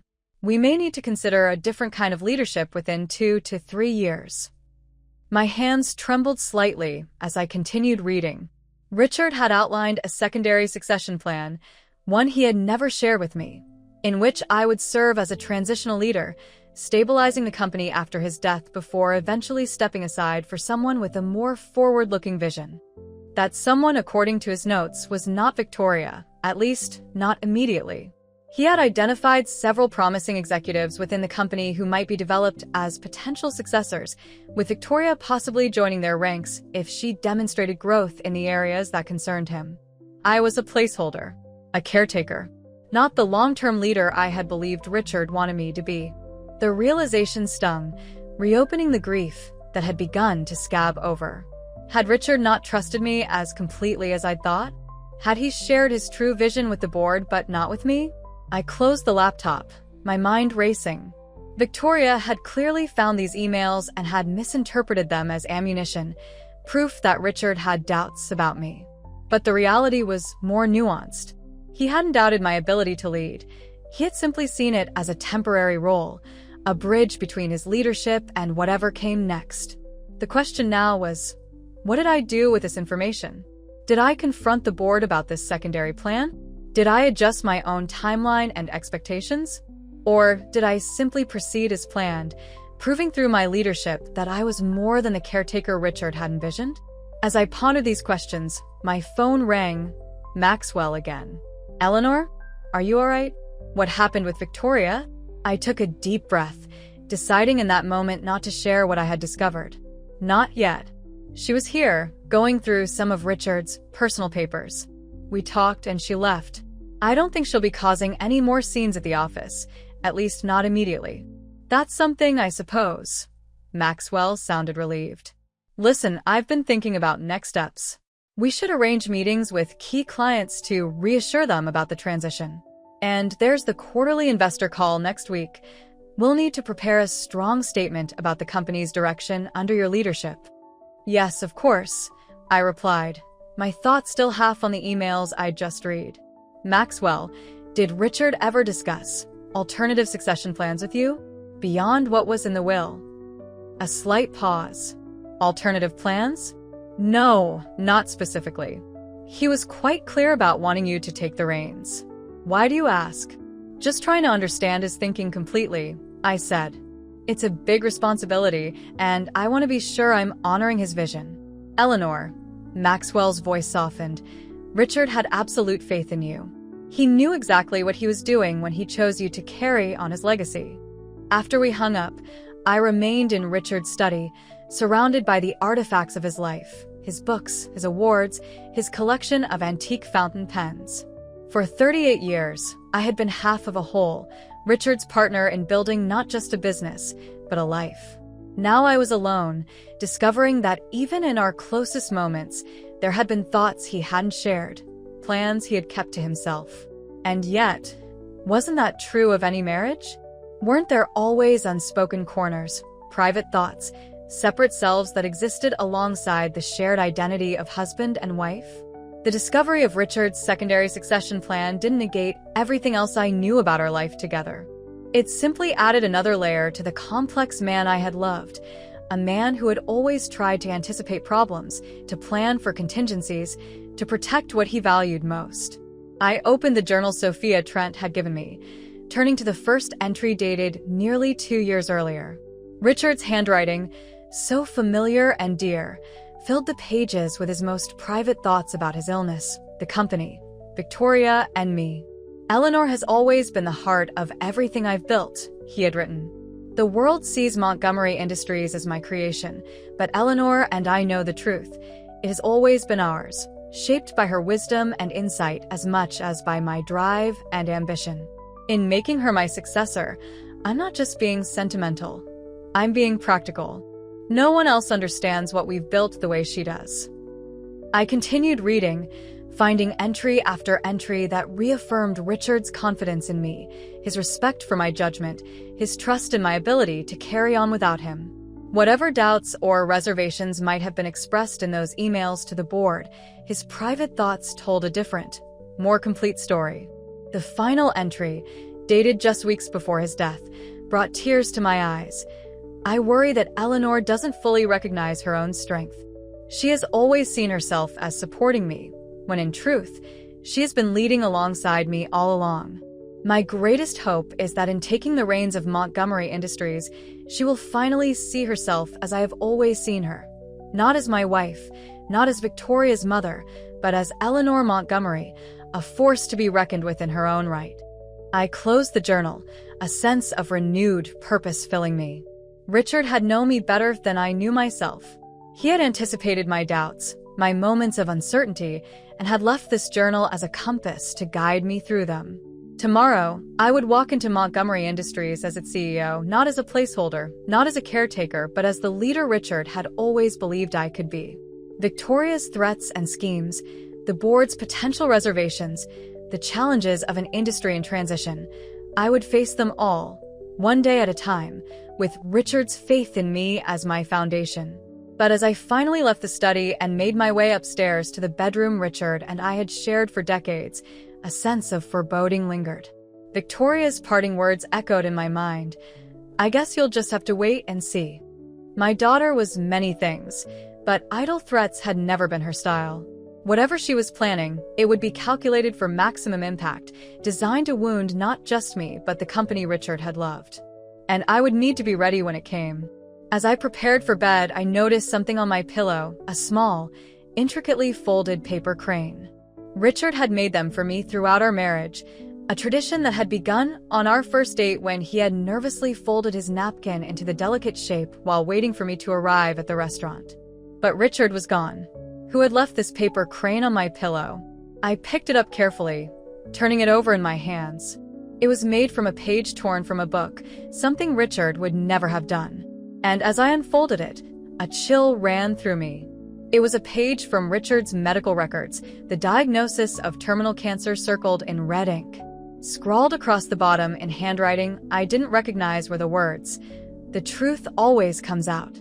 Tick-tock. Someone had been in my bedroom. Someone had access to Richard's medical records. Someone was sending me a message. Victoria? Or someone else entirely. I sank onto the edge of the bed, the paper trembling in my hands. The war had indeed begun, but perhaps Victoria wasn't my only enemy after all. My first official week as CEO of Montgomery Industries was a gauntlet of challenges that would have broken a weaker woman. But when someone whispers cruel predictions of your failure at your husband's funeral, you develop a certain resilience. If you're watching, please subscribe and comment below with a time when you had to step up and prove everyone wrong. Monday morning arrived with a clarity and purpose I hadn't felt since before Richard's diagnosis. The mysterious paper crane had been sealed in a plastic bag and locked in Richard's safe. Evidence of what exactly? A threat? A warning? Whatever it was, I couldn't afford to be distracted by it. Not today. I dressed with deliberate care, a charcoal gray suit that projected authority without ostentation, Richard's favorite pearl earrings, and the vintage Cartier watch he had given me on our 30th anniversary. My armor for the battle ahead. The executive team meeting was scheduled for 8 a.m., a weekly tradition Richard had instituted years ago to ensure his leadership team began each week aligned and informed. As I entered the conference room, conversations stuttered to a halt, all eyes turning to assess the widow who had unexpectedly become their boss. "Good morning," I said, taking the chair at the head of the table, Richard's chair. "Thank you all for being here. I know the past week has brought unexpected changes, but Montgomery Industries has always adapted to change. That's how we've thrived for 30 years, and that's how we'll continue to thrive." I looked around the table, noting who met my gaze directly and who looked away. Marcus Delaney sat to my right, his expression carefully neutral. Beside him was Jennifer Chin, our brilliant head of R&D, watching me with undisguised curiosity. Michael Okonkwo, Chief Financial Officer, studied the report in front of him, his body language closed and defensive. And down the table, faces both familiar and somewhat unknown, the leadership team Richard had assembled, now mine to lead. "Before we begin," I continued, "I want to address the elephant in the room. Yes, Richard's succession plan was a surprise to many of you. Yes, Some of you may have doubts about my qualifications. That's understandable. I would have the same questions in your position. I leaned forward slightly, making eye contact with each person around the table. I don't expect blind loyalty or immediate trust. What I do expect is professionalism and a willingness to judge me by my actions and decisions moving forward, not by assumptions about my capabilities. Is that something we can all agree to? Nods around the table, some more reluctant than others. Marcus cleared his throat. I think I speak for everyone when I say we're committed to the company's success, Mrs. Montgomery. We just need to understand your vision and how you plan to implement it. Excellent question, Marcus. And please call me Eleanor. I opened the leather portfolio in front of me. You've all received copies of the transition plan I presented to the board. Today, I'd like to discuss how we'll implement the first phase over the next 30 days. For the next hour, I led them through my strategy, a careful balance of continuity and strategic change, designed to reassure stakeholders while positioning the company for the evolving market challenges I knew were coming. I had done my homework, studying Richard's notes, board reports, and industry analyses until my eyes burned. As the meeting progressed, I could feel the initial skepticism in the room gradually shifting, not to wholehearted support. That would take time, but to a cautious willingness to see what I could do. By the time we adjourned, Michael Okonkwo was actively engaging, Jennifer Chun had twice built on my suggestions with enthusiasm, and even Marcus seemed thoughtful rather than oppositional. That went well, Maxwell observed when I returned to my office. He had insisted on being present for my first day, a friendly face in potentially hostile territory. For a first meeting, I agreed, settling behind the desk. But it's just the beginning. Words are easy. Execution is what matters. Speaking of execution, Maxwell said, his expression growing serious. Security reported something concerning this morning. Someone attempted to access the company's secure servers using Richard's credentials over the weekend. I felt a chill run down my spine, thinking of the paper crane on my pillow. Victoria. Possibly. The attempt came from an external IP address we haven't been able to trace yet. IT has locked down Richard's access completely now and implemented additional security protocols. What were they trying to access? Financial records, mostly, and the development files for the Prometheus project. I frowned. The Prometheus project was Montgomery Industries' most closely guarded initiative, a revolutionary manufacturing process Richard had been developing in secret for nearly 5 years.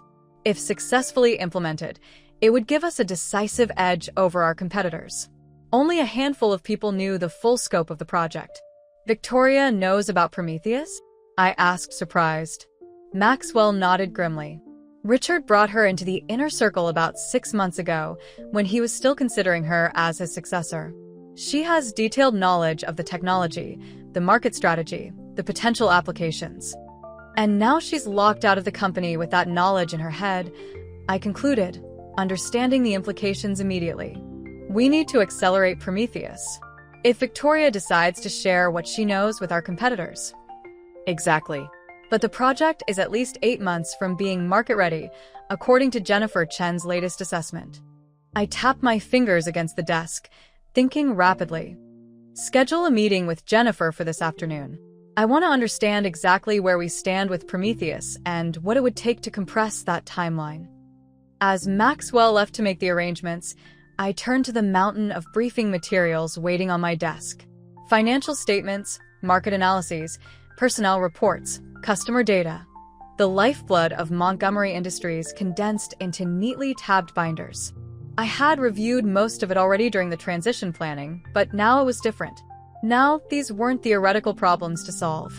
They were my responsibility.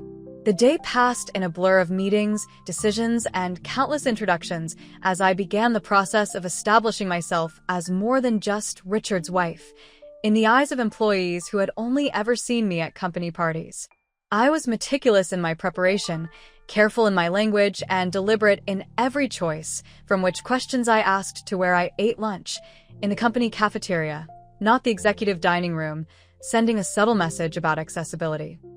By late afternoon, when Jennifer Chen arrived for our meeting about Prometheus, I was running on adrenaline and determination, my grief and personal concerns temporarily set aside in the face of immediate business demands. Eleanor. Jennifer greeted me with a warm smile. Unlike some of the executive team, she had always treated me as an equal during the social events where we'd previously interacted. It's good to see you taking Richard's chair. He always spoke so highly of your business instincts. Thank you, Jennifer. That means a great deal coming from you. I gestured for her to sit. I wanted to discuss Prometheus. Maxwell tells me we're looking at an 8-month timeline to market readiness. Jennifer nodded, her expression turning serious. At minimum, there are still significant technical hurdles to overcome, particularly in the scaling process.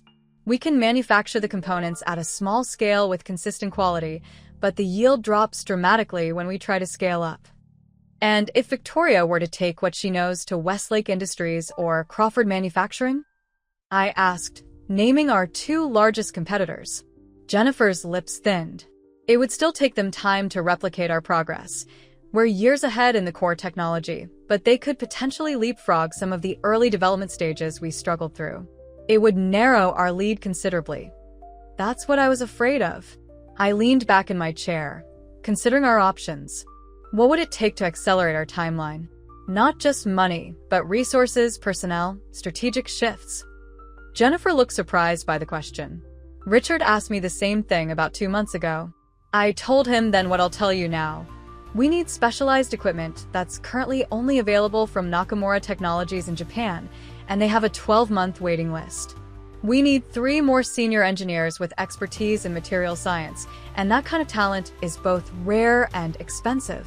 And we need dedicated manufacturing space separate from our main facilities to maintain secrecy while we scale up testing. I nodded, processing this information. And Richard's response? He authorized me to explore options, but said major investments would have to wait until after. Jennifer hesitated, then continued delicately, after the leadership transition was complete. In other words, after his death. Richard had been planning, even then, for the decisions I would need to make without him. Draft a proposal, I said decisively. Detailed requirements, costs, timeline implications. If we commit the resources, Jennifer, what's the most aggressive timeline we could achieve without sacrificing quality? Jennifer thought for a moment. With everything I just outlined, maybe we could bring it down to 5 months. For if we get very lucky with the scaling challenges. That's still too long if Victoria decides to sell what she knows, I mused. We need additional safeguards. An idea began to form in my mind, a strategy Richard had employed once before when faced with a potential intellectual property leak. What if we deliberately release incomplete information about Prometheus? Not the actual technology, but enough details to establish prior art and make Victoria's knowledge less valuable to competitors. Jennifer's eyes widened. A strategic disclosure? That's risky. We'd be showing our hand. Not our full hand. Just enough cards to make the others at the table nervous about what we're holding. I smiled slightly. Richard used a similar approach with a Montgomery 8 processor when that design was leaked in 2018. I remember, Jennifer said, looking at me with growing respect. It was controversial internally, but it worked. The competitors wasted months pursuing development paths that ultimately proved less efficient than our final design. Exactly. I want options, Jennifer. Acceleration plans, strategic disclosure scenarios, legal protections, everything. This is now our top priority. After Jennifer left, I sat alone in the gathering dusk, the city lights beginning to twinkle through the floor-to-ceiling windows. My first day as CEO had been exhausting but productive. I had established my presence, begun building relationships with key team members, and taken concrete steps to address our most pressing vulnerability. But as the professional mask I'd worn all day began to slip, I felt the weight of everything else pressing in, the grief still raw and ragged at the edges of my consciousness, the breach of security that might or might not be Victoria's doing, the paper crane left on my pillow by an unknown hand. My phone buzzed with a text from Margaret. Dinner at my place tonight? You shouldn't be alone. I smiled at my sister-in-law's thoughtfulness but declined, explaining that I needed to review materials for tomorrow's meetings. The truth was, I needed the solitude of the empty house, needed to process everything that had happened and prepare myself for whatever came next. The drive home through the evening traffic gave me time to decompress, to shift mental gears from CEO Eleanor Montgomery back to just Eleanor, a widow navigating a landscape suddenly transformed by loss and betrayal. As I pulled through the gates of the estate, I noted with approval that the security company I'd hired had installed a new system: cameras, motion sensors, and enhanced access controls that would prevent any more uninvited visitors from leaving threatening messages on my pillow. Inside, the house was quiet and dark. I moved through the familiar rooms, turning on lights, shedding the formal suit in favor of comfortable loungewear, pouring a glass of wine. In Richard's study, now mine as well, I settled into the leather chair with a stack of reports I'd brought home, determined to be the most prepared person in every meeting tomorrow. But my concentration kept slipping, my thoughts returning to Victoria and the paper crane. What was her endgame? Simple revenge for being disinherited? Or something more calculated, more destructive? And was she working alone? Or had she found allies within Montgomery Industries, employees loyal to her, perhaps, or executives who shared her vision for the company's future? The sound of the doorbell jerked me from my thoughts. It was past 9, too late for casual visitors. Cautiously, I approached the security panel in the hallway, checking the camera feed to see who stood on my doorstep at this hour. Sophia Trent.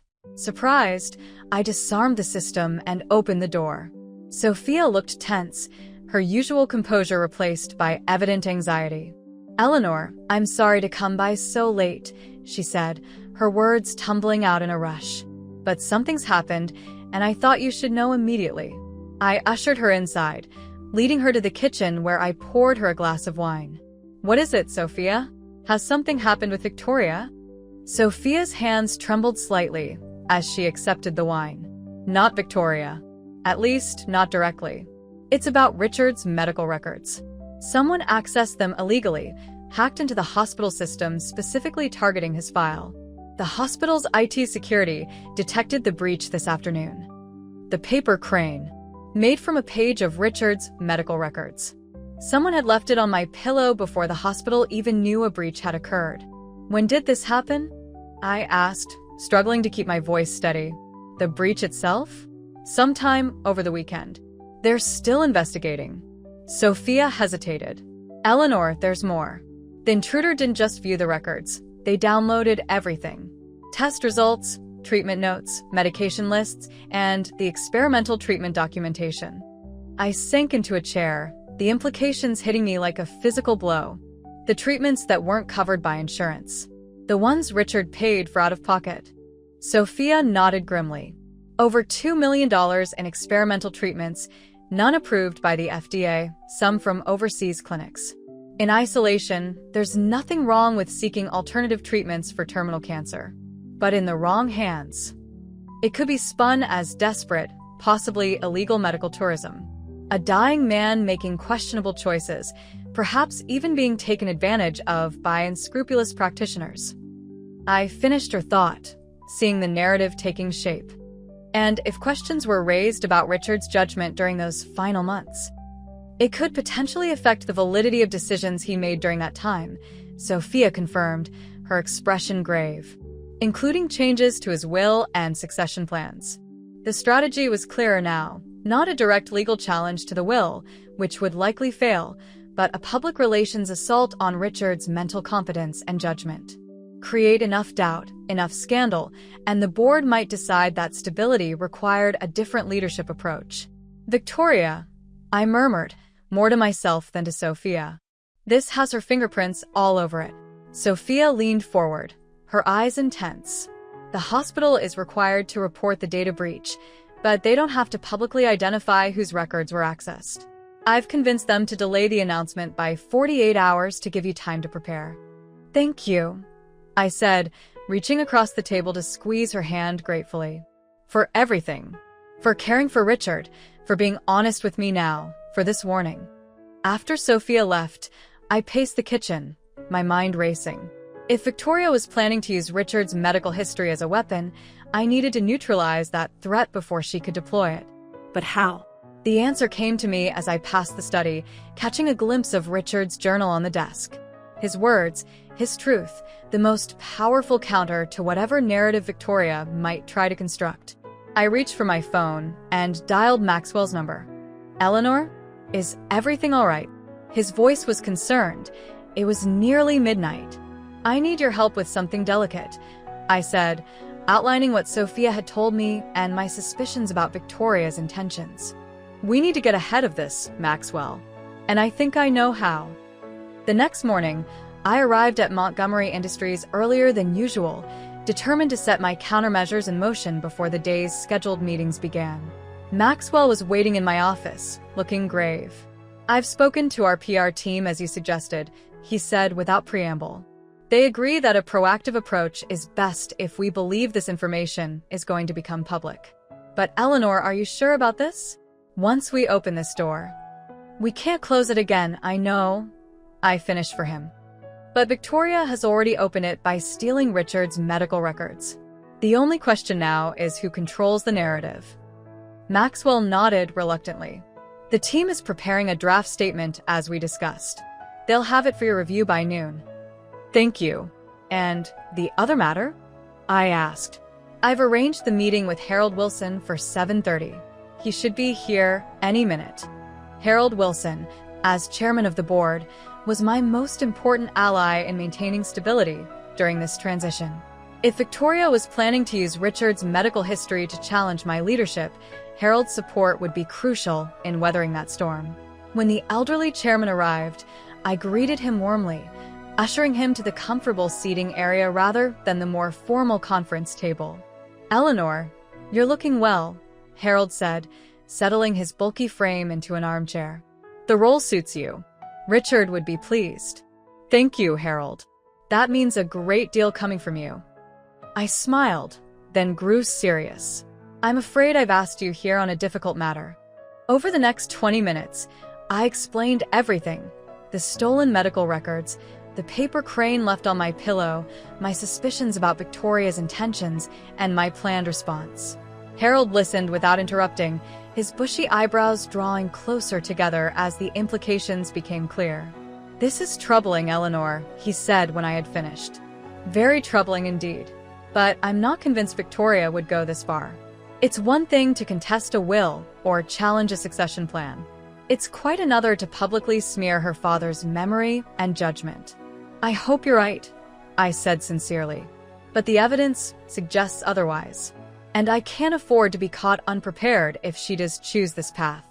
Harold studied me for a long moment. "You've always been the calm one, haven't you? While Richard was all fire and momentum, you were the steady hand guiding the tiller." He nodded, as if confirming something to himself. "What do you need from me?" "Your public support, first and foremost. If questions about Richard's competence during his illness arise, your voice as his oldest friend and chairman of the board will carry significant weight." "You have it, of course," Harold assured me. "What else?" "Information," I said, leaning forward slightly. "Harold, did Richard ever discuss with you a secondary succession plan? One that might have involved me stepping aside after a transition period?" Harold's expression shifted subtly, surprise, followed by something like guilt. He mentioned some tentative thoughts along those lines, yes. "But Eleanor, those were early musings, nothing formal. As Richard's illness progressed, he became increasingly convinced that you were the right long-term choice for CEO." The confirmation stung, despite having already seen the emails. "I understand, and I appreciate your honesty.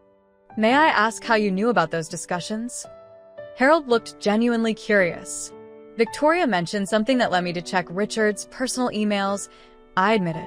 "I found exchanges between him and several board members from about 18 months ago." Harold nodded slowly. I see. Well, context is important here, Eleanor. Those discussions occurred before Richard's diagnosis, at a time when he was thinking about a 5 to 10-year transition plan. His illness changed everything, compressed timelines, clarified priorities, forced difficult decisions. "Of course," I said, not entirely convinced but unwilling to press the point. "In any case, My focus now is on protecting Montgomery Industries from any fallout if Victoria chooses to make Richard's medical history public. After Harold left, promising his full support, I turned my attention to the day's scheduled meetings. But throughout the morning, my thoughts kept returning to the brewing storm. Was I overreacting? Was Victoria really planning to use her father's illness against me, against the company he had built? The answer came shortly after lunch, in the form of an urgent call from our PR director. "Mrs. Montgomery, we have a situation developing." Sarah Jensen's voice was tense. A reporter from the Business Chronicle just called asking for comment on allegations that Richard Montgomery was undergoing experimental, possibly illegal cancer treatments during the period when he revised his will and succession plan. My stomach tightened. "What did you tell them?" "That we would get back to them by their deadline, 5 p.m. today." Sarah paused. "Mrs. Montgomery, they say they have copies of medical records and financial transfers to offshore clinics. They're framing it as an exposé on desperate measures taken by terminal patients and the facilities that exploit them. With Montgomery Industries and the succession plan as the headline-grabbing angle, I concluded grimly. Exactly. And there's more. The reporter indicated they've been in contact with a source close to the family who expresses concerns about Richard's decision-making capacity during this period. Victoria. Moving faster than I had anticipated. "Sarah, implement the communication strategy we discussed this morning. All of it. And move up the timeline. I want our statement released before the Business Chronicle's deadline." "Yes, ma'am." "What about the exclusive interview offer?" I hesitated. The PR strategy we had developed included offering an exclusive interview to the Montgomery Industries' longtime media ally, The Financial Review, in which I would discuss Richard's illness, his treatment choices, and the careful process we had undertaken to ensure his business decisions remained sound throughout. It was a preemptive strike designed to control the narrative Victoria was trying to weaponize. But I had hoped for more time to prepare, to review Richard's journal more thoroughly, to consult with Sophia about how best to discuss the experimental treatments without either sensationalizing them or appearing defensive. Schedule it for tomorrow morning, I decided. I'll need the rest of today to prepare. The next few hours passed in a whirlwind of activity. The PR team crafted and released a statement acknowledging Richard's pursuit of experimental treatments while emphasizing the careful governance processes that had been followed to ensure all business decisions were properly documented and vetted. Maxwell contacted key investors and board members to brief them before the news broke publicly. I reviewed talking points and anticipated questions for tomorrow's interview. Through it all, I maintained the calm, authoritative demeanor expected of a CEO facing a minor public relations challenge. But inside, fury and grief warred for dominance. How dare Victoria use Richard's desperate fight for survival as a weapon? How could my own daughter be so callous, so calculating in her revenge? By late afternoon, our preemptive statement had been released, generating immediate media interest and effectively seizing control of the narrative from the Business Chronicle. As expected, Victoria's anonymous source allegations were included in the subsequent coverage, but within the context we had established, a framework that emphasized Richard's clarity of mind and purpose even as he explored every possible avenue for extending his life. I was reviewing the initial media response in my office when Marcus Delaney knocked on the door. "Eleanor, do you have a moment?" His expression was unreadable as he entered and closed the door behind him. "Of course, Marcus. What can I do for you?" I gestured for him to sit. "I've just seen the statement about Richard's treatments." Marcus remained standing, his tall frame tense. "I have to say, I'm surprised. This seems like a private family matter." It became a business matter when someone stole Richard's medical records and began shopping them to journalists. I replied evenly. We had to get ahead of the story. Marcus frowned. "You think Victoria is behind this? Don't you?" I countered, watching his reaction closely. Marcus sighed, finally taking the seat across from me. I had hoped she would accept the situation more gracefully. This is beyond what I expected from her. "You were close to Victoria," I observed. Not a question, but an invitation to elaborate. "I mentored her when Richard first brought her into the company," Marcus acknowledged. She has tremendous potential, Eleanor. Vision, drive, analytical skills that rival her father's. Yes, she can be ruthless, even cruel when she feels threatened. But she also understands this industry in ways that... He trailed off, perhaps realizing the implicit criticism. In ways that I don't. I finished for him. Is that your concern, Marcus? That I lack the technical understanding or market insight to lead Montgomery Industries effectively? Marcus had the grace to look uncomfortable. I didn't say that. No, but you thought it. Many people do. I leaned back in my chair, studying him. Richard told me once that you were the most strategic thinker on his executive team. He valued that about you, your ability to see the chessboard 6 moves ahead. So tell me, strategically speaking, what do you think Victoria's endgame is here?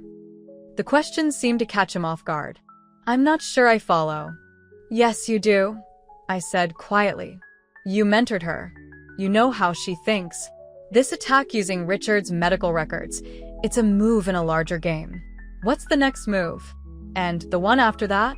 What's Victoria really trying to accomplish here?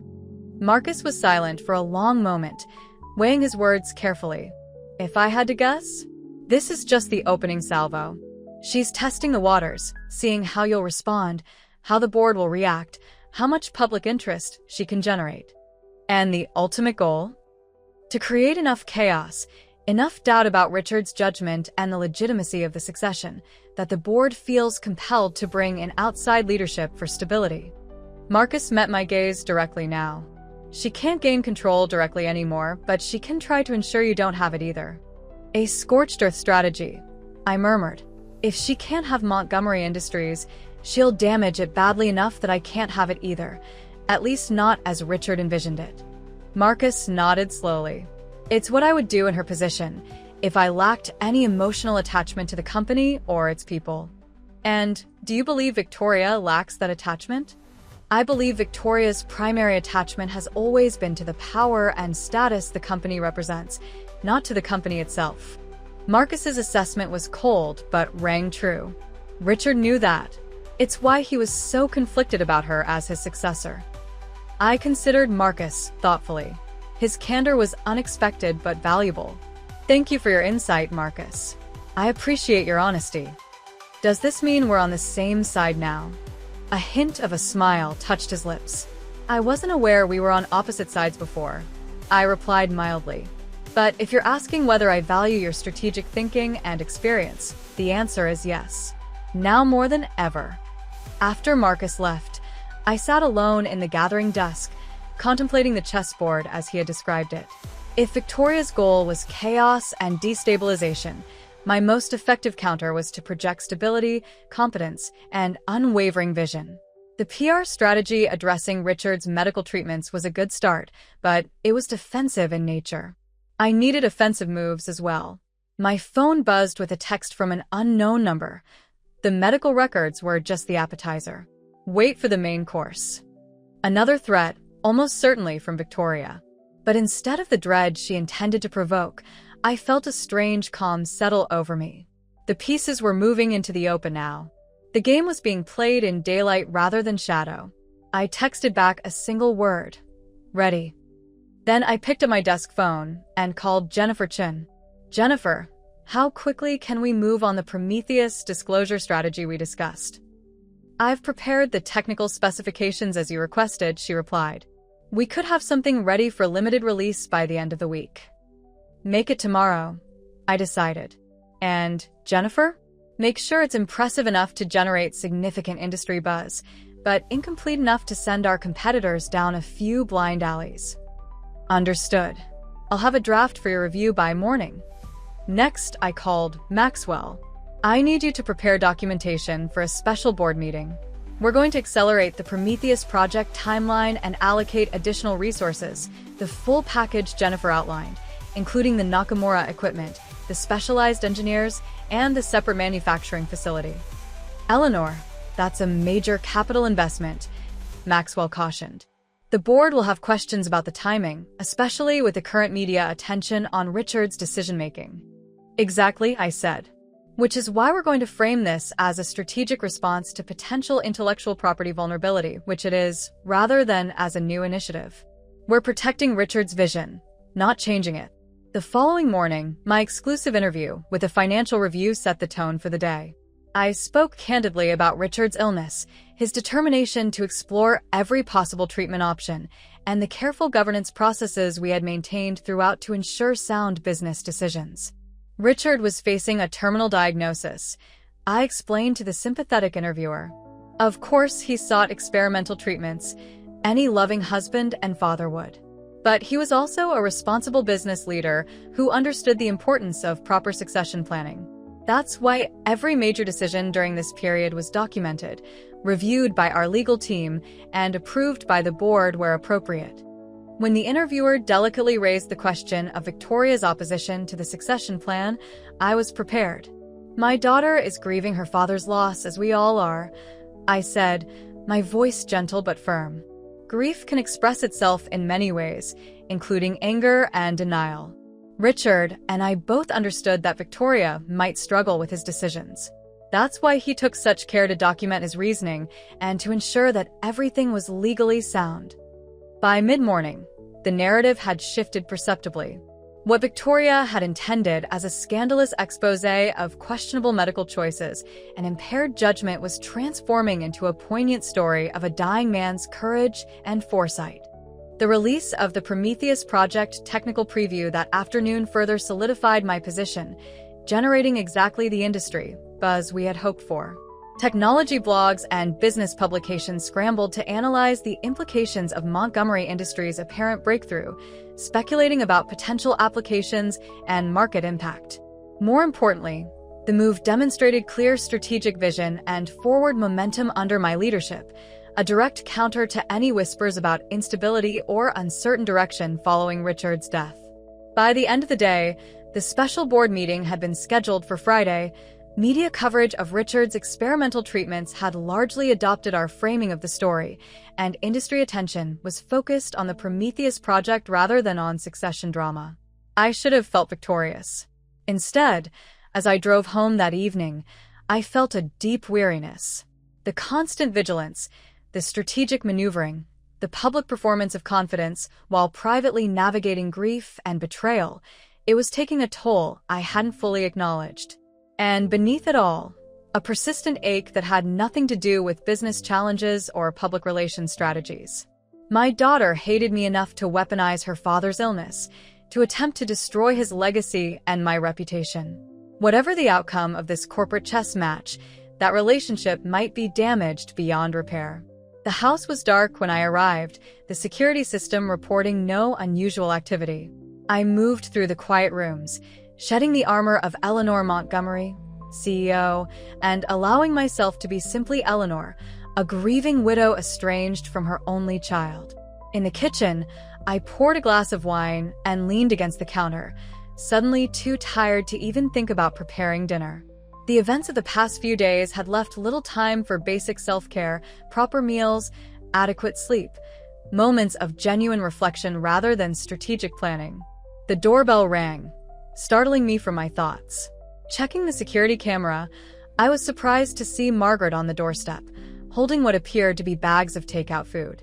"I figured you wouldn't have eaten," she said when I opened the door, brushing past me into the kitchen. And I was right, judging by that lonely glass of wine dinner you've got going. Despite everything, I smiled. Margaret had always had an uncanny ability to know when I needed looking after, even when I didn't recognize it myself.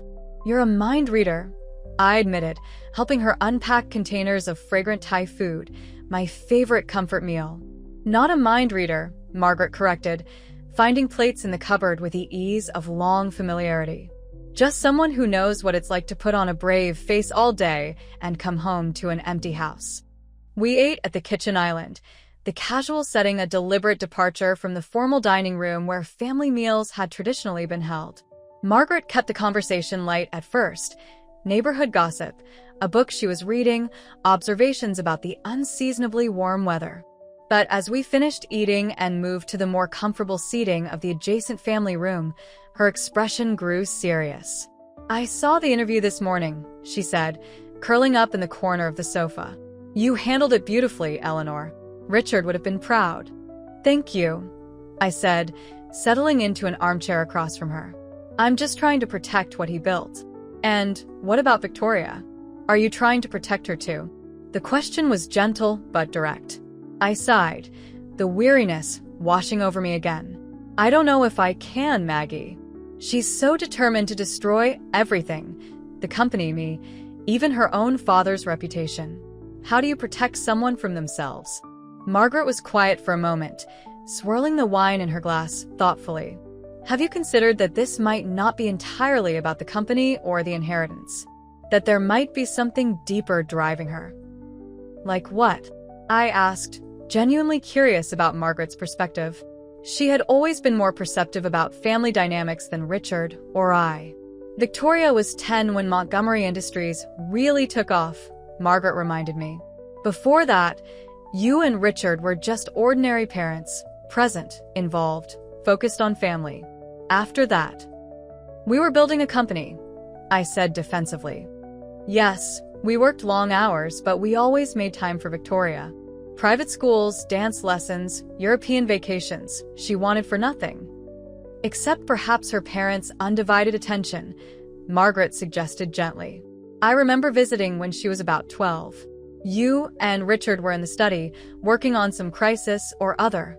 Victoria had won a school science competition, and she was waiting to tell you, all dressed up with her project and her blue ribbon. She waited for 3 hours before giving up and going to her room." The memory hit me with unexpected force. Victoria in a navy blue dress, hair neatly braided, sitting patiently in the living room while Richard and I dealt with a production issue that had threatened a major contract. By the time we emerged, she had gone to bed, the science project left abandoned on the coffee table. "We made it up to her," I said, the justification sounding hollow even to my own ears. "We took her out for a special dinner the next night, made a big fuss over her achievement."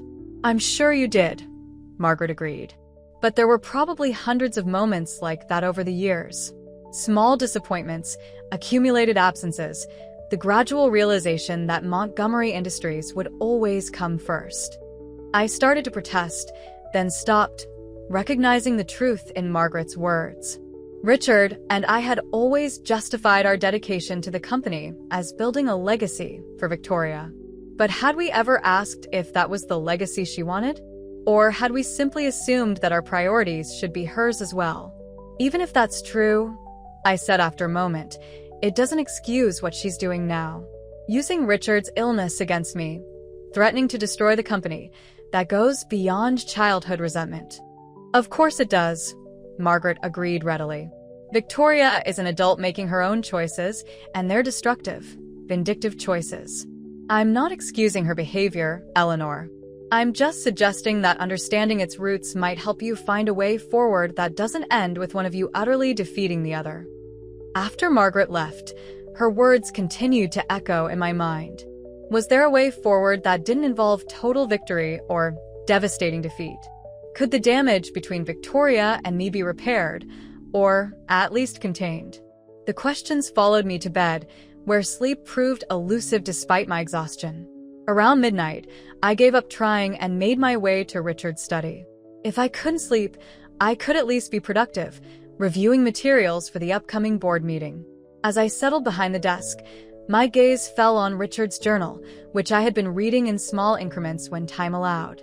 I opened it to where I had left off, finding an entry from about 6 months before his diagnosis. "Victoria came to dinner tonight. Something's changed in her, a hardness, an ambition without purpose or principle. She reminds me of myself at her age, but without Eleanor's tempering influence.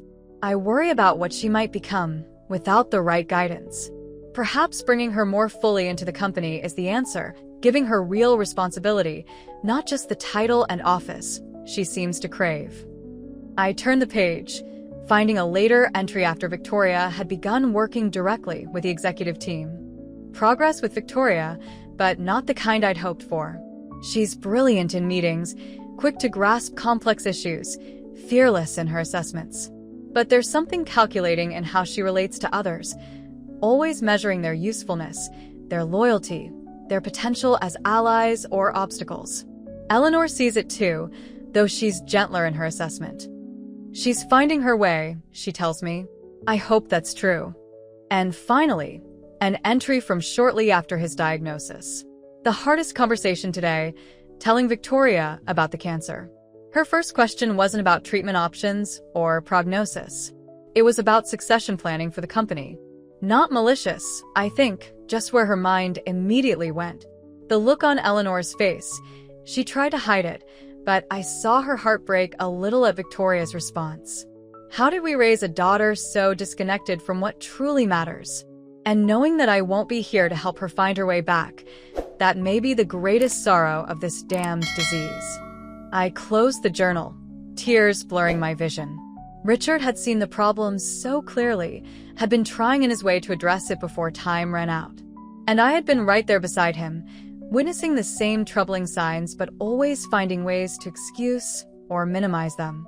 We had both failed Victoria in fundamental ways, first by prioritizing the company over her emotional needs, then by enabling her worst tendencies rather than confronting them directly. But that failure, real as it was, didn't justify Victoria's current actions. Understanding the roots of her behavior, as Margaret had suggested, didn't mean accepting its destructive consequences. There had to be a middle path, one that acknowledged my parental shortcomings while still protecting Richard's legacy from Victoria's vendetta. With that thought, an idea began to form, not a chess move in the corporate game Victoria and I were playing, but a different approach entirely. A mother reaching out to her daughter, not as adversaries fighting over a corporate prize, but as two people bound by loss and shared history. It was a risk, perhaps a foolish one. But as I finally returned to bed in the small hours of the morning, I felt a glimmer of hope that had been absent for too long. The next day passed in a blur of preparation for the special board meeting. The documentation Maxwell had prepared was comprehensive. The financial projections for the accelerated Prometheus timeline were solid, and preliminary feedback from board members suggested strong support for the initiative. By late afternoon, everything was in place for tomorrow's meeting. I should have been focused on final preparations, on anticipating questions, and refining my presentation. Instead, I found myself composing an email to Victoria, the first direct communication since our confrontation in Richard's study. Victoria, I wrote, deleting and rewriting the opening several times before settling on the simple address. I would like to meet with you. Not to negotiate about the company or the will. Those matters are settled legally, whatever your feelings about them might be. But to talk as mother and daughter, about Richard, about the past, about the pain we're both carrying. If you're willing, I suggest the bench by the lake in Oakwood Park, Sunday at 10 a.m. No lawyers, no agendas, no recorded conversations. Just two people who loved Richard trying to find a way forward that honors his memory rather than tarnishes it. Mom. I hesitated before sending it, wondering if the simple signature would seem manipulative or if the proposed meeting might be perceived as a trap. But in the end, the message felt right, direct, honest, and leaving the choice entirely in Victoria's hands. Whether she would respond, whether she would come, those were questions I couldn't answer. But extending the invitation was, I realized, as much for my own healing as for any potential reconciliation with Victoria. I needed to know that I had tried, that I had offered a path back from the brink before it was too late for both of us.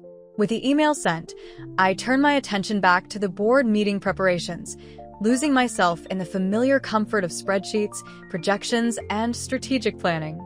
Hours later, as I was preparing to leave for the day, my phone buzzed with a text notification. Unknown number, but the message was unmistakably from Victoria. Sunday, 10 a.m. Come alone. A flutter of hope mingled with apprehension. She had agreed to meet, that was something. But the terse response and the warning to come alone suggested she was far from ready for reconciliation.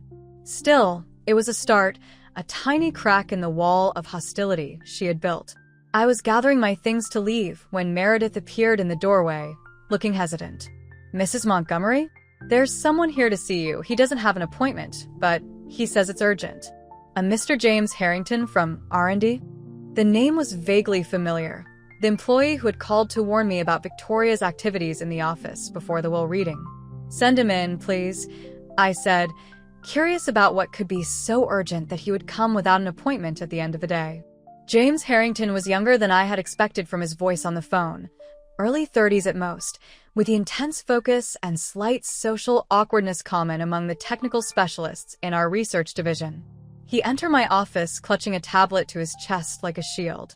"Mrs. Montgomery, thank you for seeing me," he began, his words tumbling out in a nervous rush. "I wouldn't have come directly to you, but Dr. Chun is out of the office today, and I didn't know who else to trust with this." "Slow down, Mr. Harrington," I said, gesturing for him to sit. "What's this about?" "The Prometheus Project," he said, lowering his voice despite the closed door. "I think there's been a security breach, not the attempted hack from last weekend, but something more sophisticated. Someone's been accessing the development servers using legitimate credentials, downloading technical specifications and test results." My blood ran cold. "When?" "That's the thing. It's been happening for weeks, possibly months. Small, careful extractions of data that wouldn't trigger security alerts individually. I only noticed because I was running a comprehensive audit after the attempted hack." "Whose credentials were used?" I asked, though I suspected I already knew the answer. James hesitated. "That's why I came to you directly. The access was through Ms. Victoria's account, but Victoria's access was revoked after the will reading," I pointed out. "Maxwell confirmed that all her credentials were disabled." "Her official access, yes," James agreed. "But there appears to be a shadow account, one created months ago with system administrator privileges. It's the kind of backdoor someone might create if they were planning for the possibility of being locked out." Victoria had been preparing for this contingency long before Richard's death, perhaps even before his diagnosis. The realization sent a chill through me. How long had she been anticipating a confrontation, stockpiling ammunition, creating escape routes? "What exactly has been accessed?" I asked, forcing myself to focus on the immediate threat rather than the implications. James consulted his tablet. "The core Prometheus algorithms, the scaling protocols we've been struggling with, the material specifications, pretty much everything that makes the technology valuable. And there's more." He hesitated again, clearly uncomfortable. "Go on," I encouraged him. "There have been communications from that shadow account to an external server. Encrypted, so I can't tell what was transmitted, but the timing aligns with the data access events." The picture was becoming clearer, and it was even worse than I had feared. Victoria wasn't just planning to use Richard's medical history to destabilize my leadership. She was actively extracting Montgomery Industries' most valuable intellectual property that could be worth billions in the right hands. Or the wrong ones. "Mr. Harrington, I need you to document everything you've found. Access logs, file lists, communication timestamps, all of it. Can you do that without alerting whoever is using the shadow account?" James nodded, looking relieved to have a concrete task. "I've been careful to use isolated systems for my investigation. They don't know I'm watching." "Good. I need that documentation by tomorrow morning before the board meeting. And Mr. Harrington? Not a word of this to anyone except me or Maxwell Peterson." After James left, I sat in the gathering dusk of my office, the weight of this new discovery settling heavily on my shoulders. If Victoria was indeed stealing Prometheus technology, potentially to sell to competitors, the stakes had just risen exponentially. This wasn't just about control of Montgomery Industries anymore, it was about the company's very survival. The meeting on Sunday now seemed both more urgent and more futile. What could I possibly say to a daughter who had escalated from emotional betrayal to corporate espionage? What common ground could exist between us with this chasm of illegal activity now stretching between us? And yet, I couldn't give up on Victoria entirely, not without one last attempt to reach her, to understand what was driving her down this destructive path. My phone buzzed with another text from Victoria's unknown number, looking forward to our mother-daughter chat. So much to discuss. The message sent a chill down my spine. There was something in the phrasing, something in the sudden shift from terse acknowledgement to false warmth, that felt deeply wrong. Victoria was planning something for our meeting on Sunday. And whatever it was, I needed to be prepared. The morning of the board meeting dawned with a crystalline clarity that seemed at odds with a storm gathering around Montgomery Industries. I'd barely slept, my mind racing between strategies for confronting the board about Victoria's corporate espionage and anxieties about our upcoming Sunday meeting. If you're watching this, subscribe and comment below if you've ever had to expose someone you love to protect something bigger than yourself. As promised, James Harrington had delivered his documentation before 7 a.m., a comprehensive report detailing Victoria's shadow account activities, complete with timestamps, file access logs, and evidence of external communications. The picture it painted was damning: systematic theft of proprietary technology stretching back nearly 6 months. Maxwell arrived at my office just as I was finishing my review of the materials. "This changes everything," he said grimly after I briefed him on James's findings. "We need to involve corporate security, possibly law enforcement." "Not yet," I cautioned. "First, we need to secure board support for how we handle this. Victoria isn't just any employee who committed intellectual property theft. She's Richard Montgomery's daughter. How we address this will have significant implications for company morale, public perception, investor confidence." Maxwell frowned. "Eleanor, this goes beyond corporate politics. If Victoria is selling Prometheus technology to competitors—" "I know," I interrupted. "Believe me, I understand the severity. But we need to be strategic about our response. The board meeting is in 2 hours. We'll present the evidence, get their backing for whatever actions we take, and move decisively once we have consensus." I didn't voice my other concern, that Victoria might have allies on the board or within the executive team. Until I knew who I could trust completely, proceeding with caution seemed the wisest course. The board meeting began at 10 a.m. sharp, with all 12 members present either in person or via secure video link. I had instructed Maxwell to add an agenda item labeled simply "Security Matter, Confidential," at the end of our scheduled discussion of the Prometheus project acceleration. The first part of the meeting proceeded smoothly. The board was unanimously supportive of the accelerated timeline and additional resource allocation for Prometheus, especially in light of the strategic disclosure we had already made. Several members specifically commended my decisive leadership in protecting the company's most valuable intellectual property. If only they knew the true extent of the threat. As we concluded the formal business regarding Prometheus, I nodded to Maxwell, who distributed sealed folders to each board member. "Before we close today's meeting," I said, my voice steady despite the gravity of what I was about to reveal, "there is a sensitive security matter that requires the board's immediate attention and complete confidentiality." The atmosphere in the room shifted perceptibly as board members opened their folders and began reviewing the evidence James had compiled. Expressions of confusion gave way to concern, then to outright alarm as the implications became clear. Harold Wilson was the first to speak, his face ashen. "Eleanor, this is extraordinary. You're certain of the authenticity of this information?" "Our head of IT security verified it independently," I confirmed. "The evidence is conclusive." "And you believe Victoria is selling this technology to competitors?"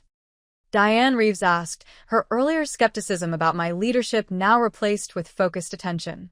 "We don't yet know the destination of the transmitted data," I replied carefully.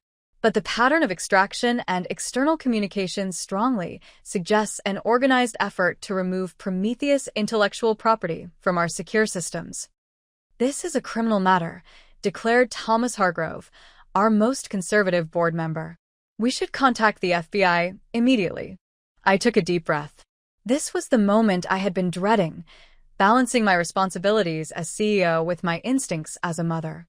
"I agree that this is potentially criminal," I said, choosing my words with extreme care. "However, I'm requesting the board's authorization to handle this matter internally for the next 72 hours before involving law enforcement." Murmurs of surprise and confusion rippled around the table. "May I ask why?"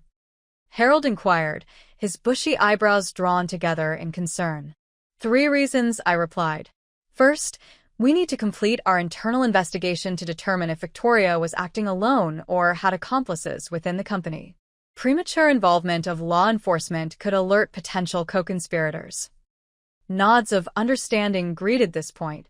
Second, we need to implement additional security measures to protect the remaining Prometheus data and to assess exactly what has been compromised. Again, a quiet approach is more effective.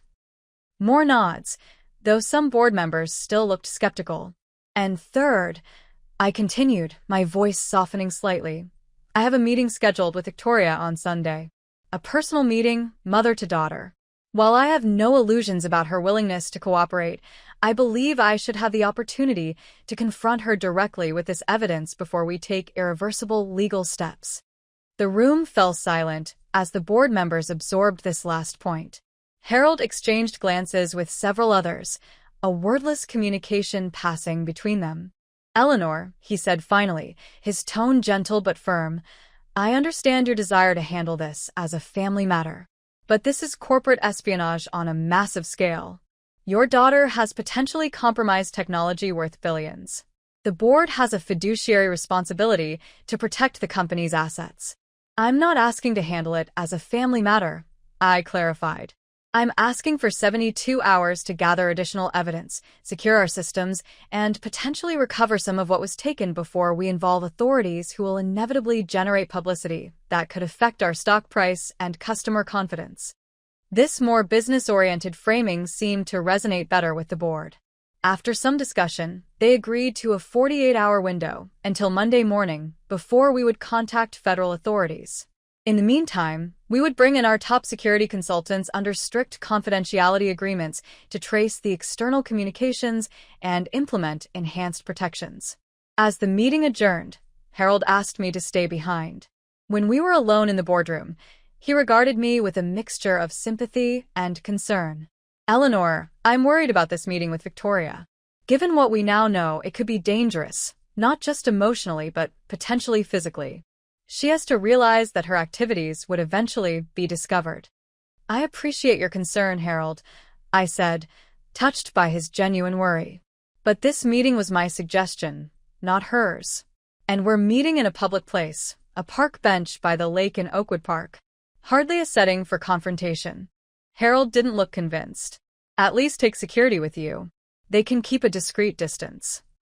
I promised to consider it, though I had no intention of bringing security personnel to what I still hoped might be a genuine attempt at reconciliation, however unlikely that outcome seemed in light of our discoveries.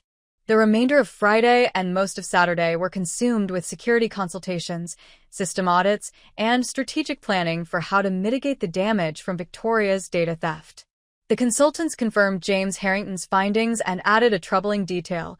The external communications had been routed through a series of proxies, but the ultimate destination appeared to be servers associated with Crawford Manufacturing, our largest competitor and the company most likely to benefit from early access to Prometheus technology. By Saturday evening, we had implemented new security protocols, isolated the most critical remaining Prometheus data, and prepared a detailed brief for federal authorities if Monday's escalation proved necessary. I had done everything possible to protect Montgomery Industries from the threat Victoria posed. But I had done precious little to prepare myself emotionally for seeing my daughter face-to-face after everything that had happened. As I moved through the quiet house that evening, I found myself in Victoria's childhood bedroom, preserved largely as she had left it when she moved out for college, though she had taken most of her personal belongings years ago. Trophies still lined the bookshelf, dance competitions, science fairs, debate tournaments. A framed family photo sat on the desk, Victoria at about 14, standing between Richard and me at a company picnic, all of us smiling in the summer sunshine. Had it all been an illusion? The happy family, the bright daughter following in her father's footsteps, the legacy being built for future generations? Or had there been something real there once, something that had slowly eroded without Richard or me noticing until it was too late? I picked up a small crystal figurine from Victoria's nightstand, a delicate hummingbird I had given her on her 16th birthday. "Because you're always in motion," I had told her, "but you still find the sweetest parts of life." She had hugged me then, a genuine embrace not yet tainted by the ambition and resentment that would later define our relationship. Carefully, I placed the hummingbird in my pocket. Perhaps it would serve as a reminder tomorrow of who Victoria had been once, of what I hoped might still exist somewhere beneath the anger and betrayal. Sunday morning broke, clear and cool, a perfect autumn day. I dressed casually in jeans and a light sweater, deliberately avoiding the power suits that had become my daily uniform. Today, I wasn't meeting Victoria as the CEO of Montgomery Industries, but as her mother. The drive to Oakwood Park took 20 minutes, the familiar route bringing back memories of weekend outings when Victoria was small, feeding ducks at the lake, picnics on the grassy slopes, teaching her to ride a bicycle along the winding paths. Simple pleasures that seemed to belong to another lifetime entirely. I arrived early, parking near the lake and walking to the bench I had specified in my email. It was situated under a massive oak tree, offering a view across the water while providing some privacy from the main path. A few joggers passed by. A couple walked a golden retriever along the shoreline, but otherwise, the park was peaceful, not yet filled with the families that would come later in the day. At precisely 10 a.m., I saw Victoria approaching from the opposite direction. She too had dressed casually, dark jeans, a cream-colored blouse, her hair loose around her shoulders rather than in the severe styles she favored for business settings. For a moment, she looked younger, more like the daughter I remembered from happier times. But as she drew closer, I could see the hardness in her eyes, the tension in her posture that belied the casual attire. Whatever her purpose in agreeing to this meeting, reconciliation seemed far from her mind.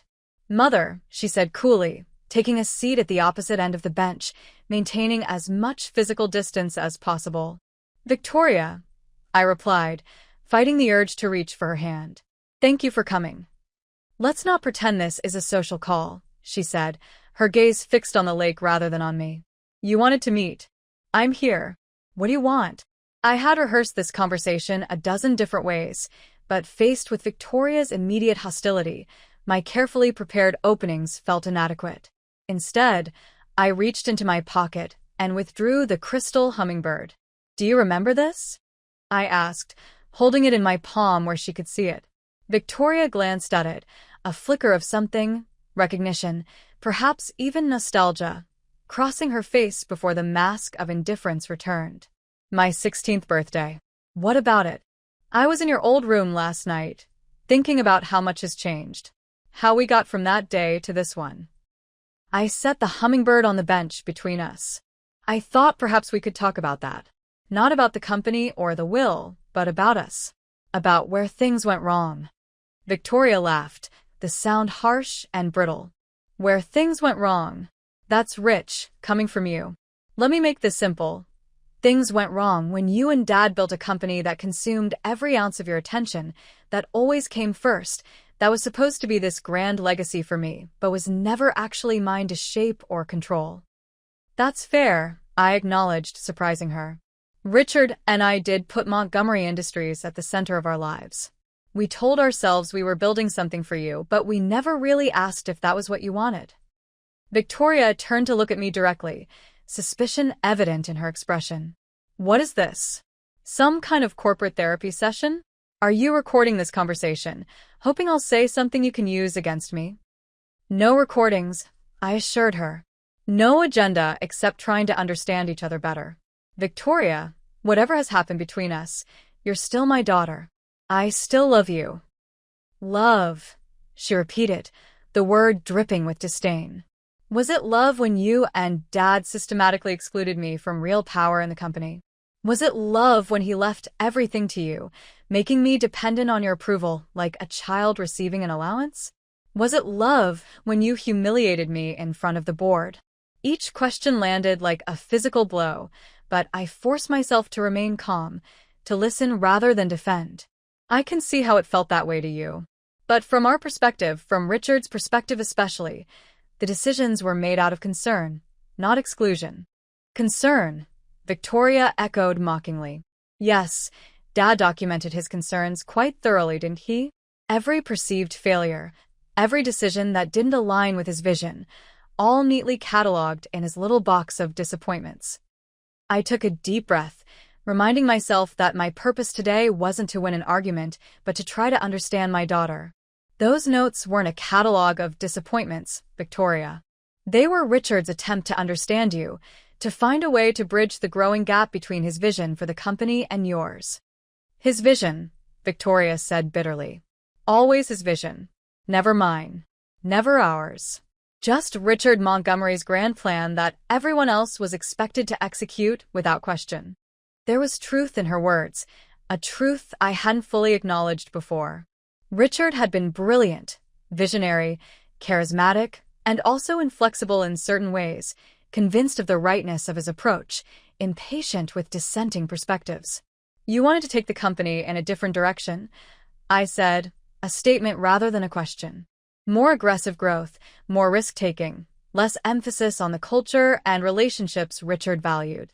Victoria's eyes narrowed slightly. You make it sound like I wanted to burn everything to the ground. I wanted to modernize, to adapt to changing market conditions, to position Montgomery Industries for the next 30 years, not preserve it in amber as a monument to Dad's business philosophy. For the first time, I could see Victoria's perspective with genuine clarity, not as a threat to Richard's legacy, but as a different vision for its evolution. A vision that deserved consideration, even if its implementation needed tempering. You never really shared those ideas with me, I said quietly. All those dinners, those family gatherings, you talked about acquisitions and expansion, but not about your underlying philosophy for the company's future. Would you have listened? Victoria challenged. Really listened, not just nodded politely while waiting for Dad to redirect the conversation? It was a fair question, and one that made me uncomfortable. Had I been dismissive of Victoria's ideas, deferring always to Richard's judgment rather than considering her perspective on its own merits? I would like to think so, I answered honestly. But I'm not sure. I had my own blind spots where Richard was concerned.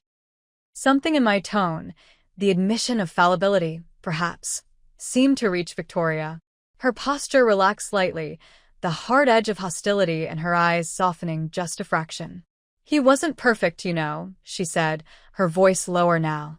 For all his business genius, all his philanthropic impulses, all his charming stories about building from nothing, he could be cruel when people disappointed him. Not overtly, never that. Just a certain coldness, a withdrawal of approval that was somehow worse than any shouted criticism. I nodded, recognizing the truth in her description. I know. I saw it happen with executives who failed to meet his standards, with board members who challenged his vision too directly. Even with me, sometimes, in the early years when I was still learning the business world. He did that to you? Victoria looked genuinely surprised. I always thought you were immune. The perfect wife, the perfect partner, the one person who never disappointed him. I laughed softly, the sound tinged with old pain. Oh, Victoria. No one was immune. Richard had impossibly high standards, for himself most of all, but for everyone in his orbit. The difference was I learned not to measure my worth by his approval. And I never did, Victoria finished quietly. We sat in silence for a moment, the weight of this shared recognition hanging between us. A jogger passed by, a child's laughter carried across the water, life continuing around us as we sat suspended in this moment of unexpected connection. I decided to take a risk. Victoria, I know about the shadow account. I know about the Prometheus data. Her head snapped up, wariness instantly replacing the momentary openness. Excuse me? Our security team discovered unauthorized access to the Prometheus servers, I continued calmly. A backdoor account created months ago, systematically extracting technical data and transmitting it externally. To Crawford Manufacturing, specifically. Victoria's expression gave nothing away, no guilt, no surprise, no indignation. Just a careful neutrality that was response enough. The board knows, I added. They wanted to contact federal authorities immediately. I asked for time until tomorrow morning to handle this internally first. Why? Victoria asked, her voice steady despite the bombshell I had just dropped. Why delay the inevitable corporate security theater? Because you're my daughter, I said simply. Because despite everything, I wanted to give you a chance to explain. To find a way through this that doesn't end with you in federal prison for corporate espionage." Victoria was silent for a long moment, her gaze returning to the lake, where a pair of swans glided across the surface, leaving parallel wakes in the still water. "It wasn't about the money," she said finally. "I know that's what you think, that I sold out to Crawford for financial gain. But that wasn't it." "Then what was it?" I asked, genuinely curious despite the anger and betrayal simmering beneath the surface. Victoria turned to face me fully. "It was about creating something of my own. Crawford offered me a position, CTO of a new division built around implementing Prometheus technology. My division, my team, my vision for how the technology could be applied. Everything Dad refused to give me at Montgomery Industries." The revelation struck me with unexpected force. Not simple greed or revenge, but the same driving need that had pushed Richard to build Montgomery Industries in the first place. The desire to create something meaningful, to see one's vision made real in the world. "You could have left honorably," I said, struggling to understand. "Started your own company, developed competing technology legitimately. Why theft? Why betray everything your father built?" "Because that would have taken years," Victoria replied with brutal honesty. "Years of fundraising, of failed prototypes, of being dismissed as Richard Montgomery's daughter trying to prove something. With Prometheus, I could skip ahead to the part where my ideas actually matter." The casual justification for such a profound betrayal left me momentarily speechless. Victoria had the intelligence, the education, the connections to build something remarkable through legitimate means. That she had chosen theft instead revealed a character flaw that Richard had seen clearly: impatience with process, a sense of entitlement to success, without the corresponding journey of earned achievement. "And now," I asked finally, "what's your plan, knowing that we've discovered the theft? That federal authorities will be involved by this time tomorrow?" Victoria smiled thinly. "You assume I don't have contingency plans." "Like the backdoor account," I nodded. "You've been preparing for this possibility for months." "Longer than that," Victoria corrected. "Since I first realized Dad was sick, really sick, not just the exhaustion, he tried to pass it off, as initially. I saw the way he looked at you when he thought no one was watching. Not at me, never at me. I knew then that he would choose you, that all my work to prove myself worthy of taking over was meaningless." The casual revelation that she had known about Richard's illness before he had officially disclosed it to the family was yet another shock. Had she gone through his personal items? Hacked his email? Bribed medical staff? The possibilities were disturbing, each suggesting a calculation and moral flexibility I hadn't wanted to believe my daughter possessed.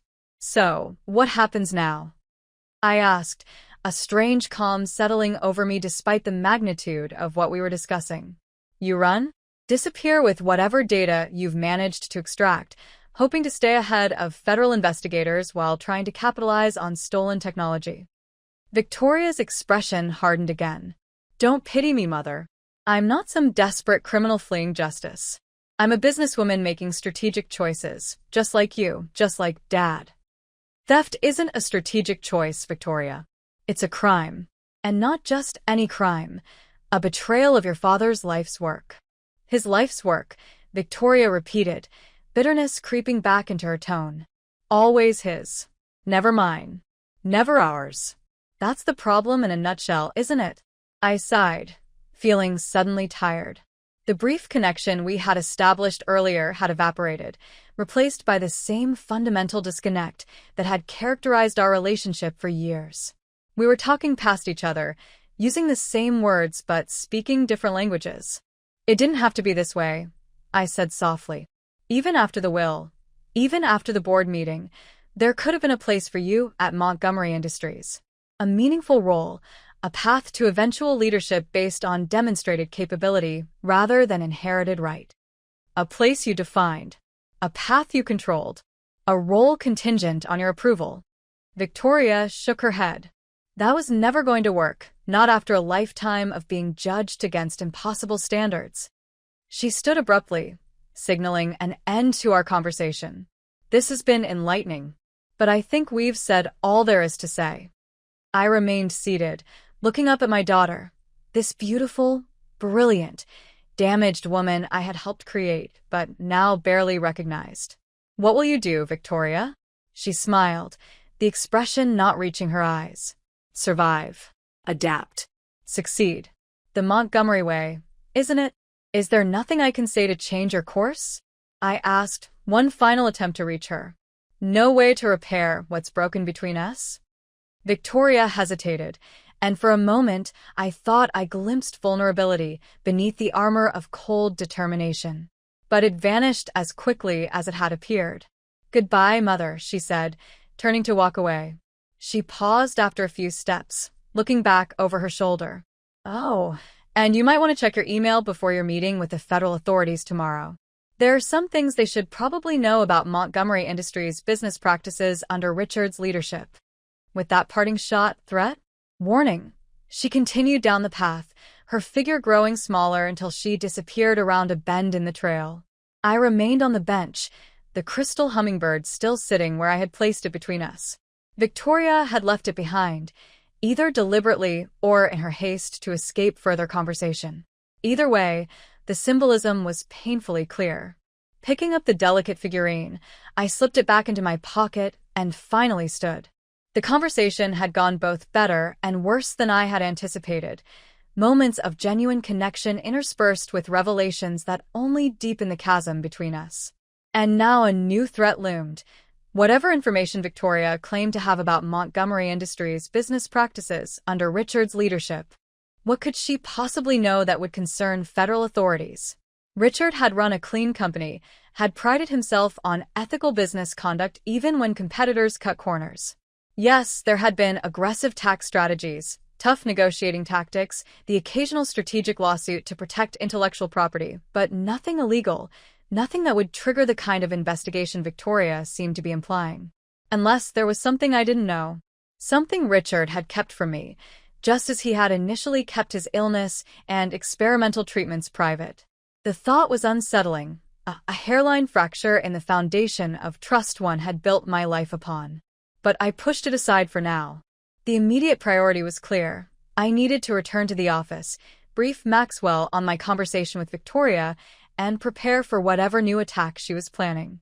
The drive back to Montgomery Industries headquarters was a blur, my mind racing through possible scenarios, potential vulnerabilities, contingency plans.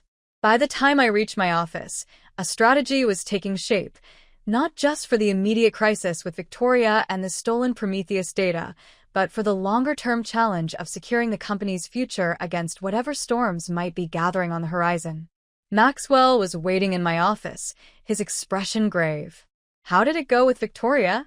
"About as well as could be expected," I replied, setting my purse down and moving straight to my desk. She didn't deny the data theft. In fact, she confirmed it was going to Crawford Manufacturing. They've offered her a CTO position heading a division built around Prometheus technology. Maxwell's eyebrows shot up. "That's brazen. And she admitted this, knowing we're going to authorities tomorrow?" "She implied she has contingency plans," I said, logging into my computer to check for the email Victoria had mentioned. "And she made a parting threat. Something about information federal authorities should know about the company's business practices under Richard's leadership." Maxwell frowned. "That's absurd. Richard ran the cleanest operation in the industry. It's one of the reasons we've occasionally lost business to competitors willing to operate in grayer areas." That was my reaction too. I agreed, scanning my inbox and finding nothing unusual. But she seemed confident, which concerns me. "I need you to pull together a comprehensive audit of any potentially questionable transactions or decisions from the past 5 years. Anything that could possibly be spun as problematic, even if it was perfectly legal."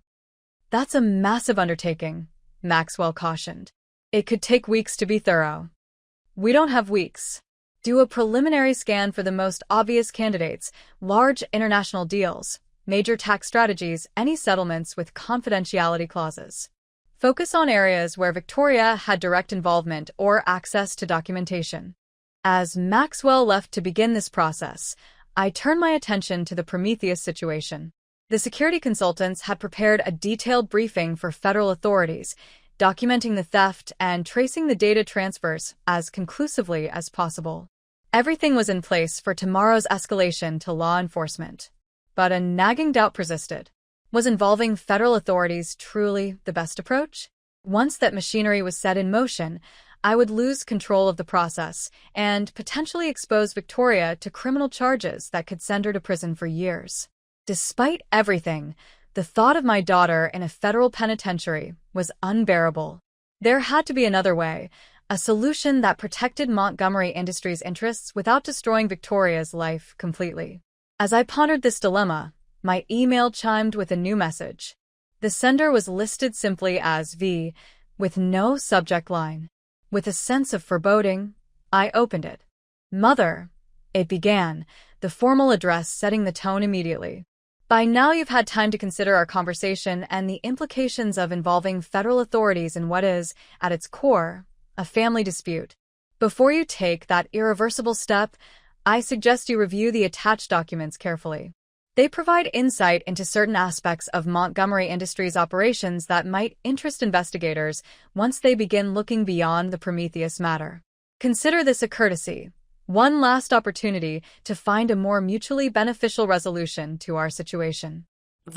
Attached were 3 files with cryptic names: Singapore_2019 PDF, Westlake_settlement PDF, and tax_structure_Caymans docs.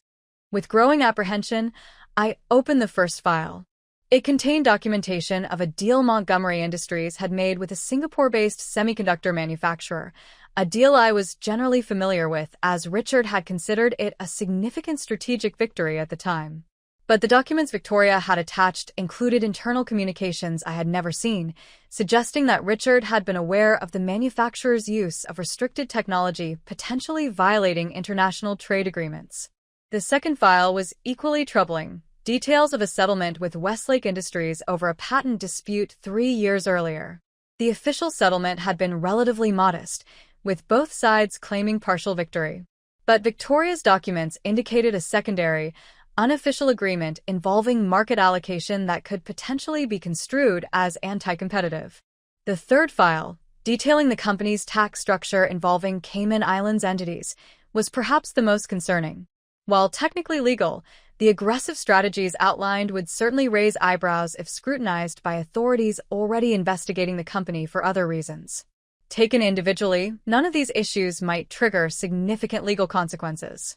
But presented together, by a vindictive insider with intimate knowledge of the context, they painted a picture of a company operating at the edges of legal and ethical boundaries, not the pristine corporate citizen Richard had always claimed Montgomery Industries to be. I sat back in my chair, a cold weight settling in my stomach. Was this Victoria's trump card?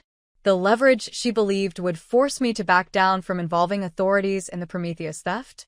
And more disturbingly, had Richard knowingly engaged in these questionable practices while maintaining a public image of corporate rectitude? Had the man I thought I knew completely, my partner in all things, kept this side of his business dealings hidden from me? I needed answers, and quickly. The meeting with federal authorities was scheduled for 9 a.m. tomorrow, less than 18 hours away. Whatever decision I made needed to be fully informed, weighing all factors: legal, ethical, personal, and practical.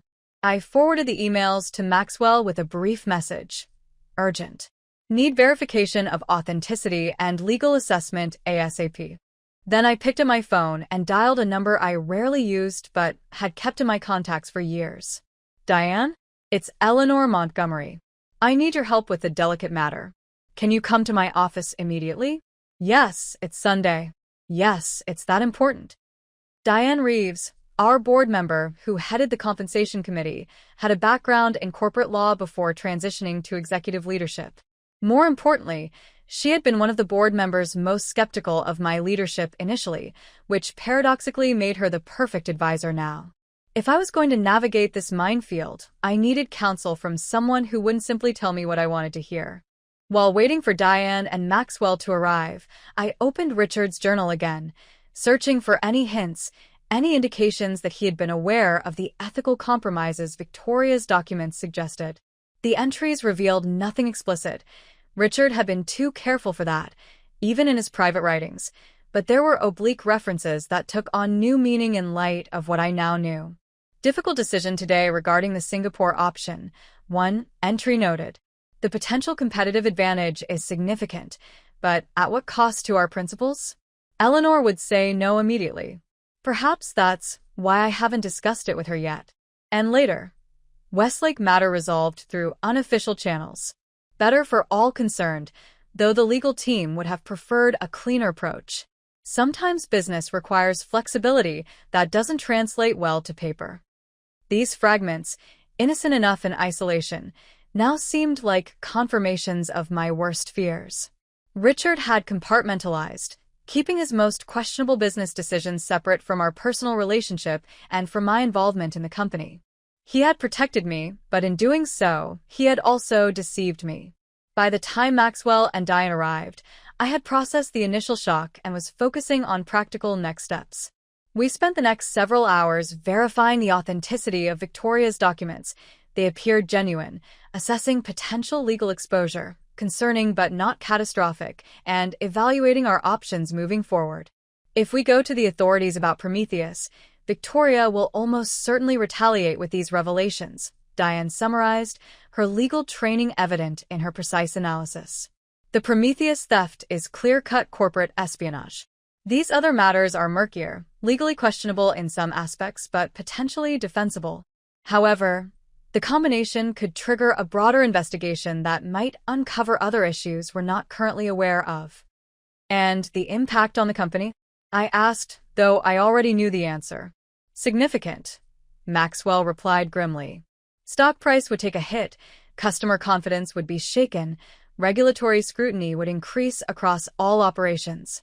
We could weather it, eventually, but not without substantial damage to the Montgomery Industries brand and market position. Not to mention your personal reputation, Diane added, her gaze direct. As CEO, you would face questioning about your knowledge of these practices, even if they predated your formal leadership.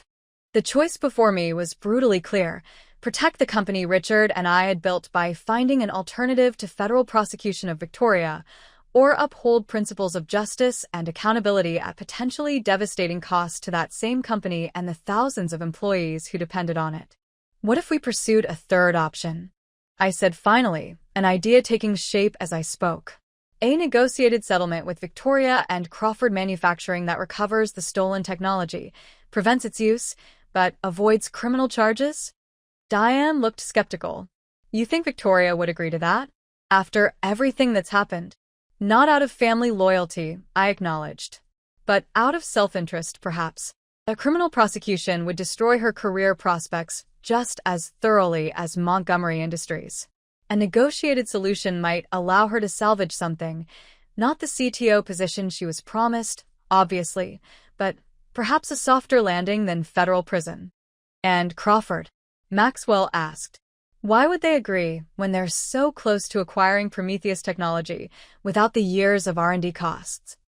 Because their alternative is being implicated in corporate espionage with all the legal and reputational damage that entails, I explained.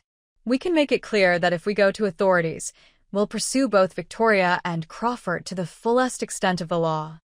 We spent the next several hours developing the strategy, drafting potential settlement terms, identifying leverage points, and preparing for multiple contingencies. By midnight, we had a framework for a resolution that might, just might, thread the needle between justice, practicality, and damage control. As Diane and Maxwell finally departed, leaving me alone in the vast, empty headquarters building, I felt the weight of tomorrow's decisions pressing down with almost physical force. Whatever choice I made would irrevocably alter the future of Montgomery Industries, my relationship with Victoria, and Richard's legacy. I moved to the window, looking out at the city lights spread below, like a mirror of the night sky above. Somewhere out there, Victoria was making her own plans, perhaps already implementing the contingencies she had cryptically referenced. My daughter, my adversary, my most painful failure as a parent. And yet, despite everything, I couldn't bring myself to hate her or to wish her destruction. The anger was there, certainly. Anger at her betrayal, her theft, her willingness to weaponize her father's memory. But beneath it was a persistent ache of loss, a mourning for the relationship we might have had if circumstances had been different, if choices on both sides had been wiser. My phone buzzed with a text from an unknown number. Victoria again. Decision time, mother. Which will it be? The company or your daughter? You can't protect both.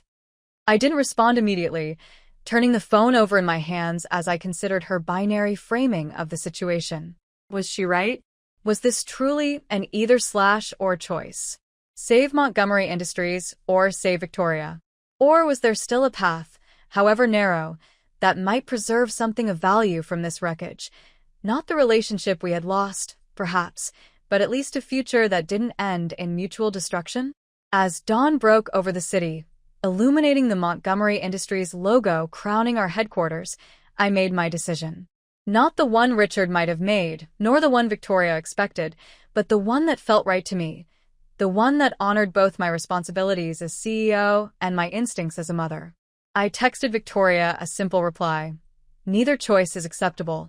Meet me at Maxwell's office. 8 a.m. One final attempt at a better solution. Her response came almost immediately. Why should I trust you?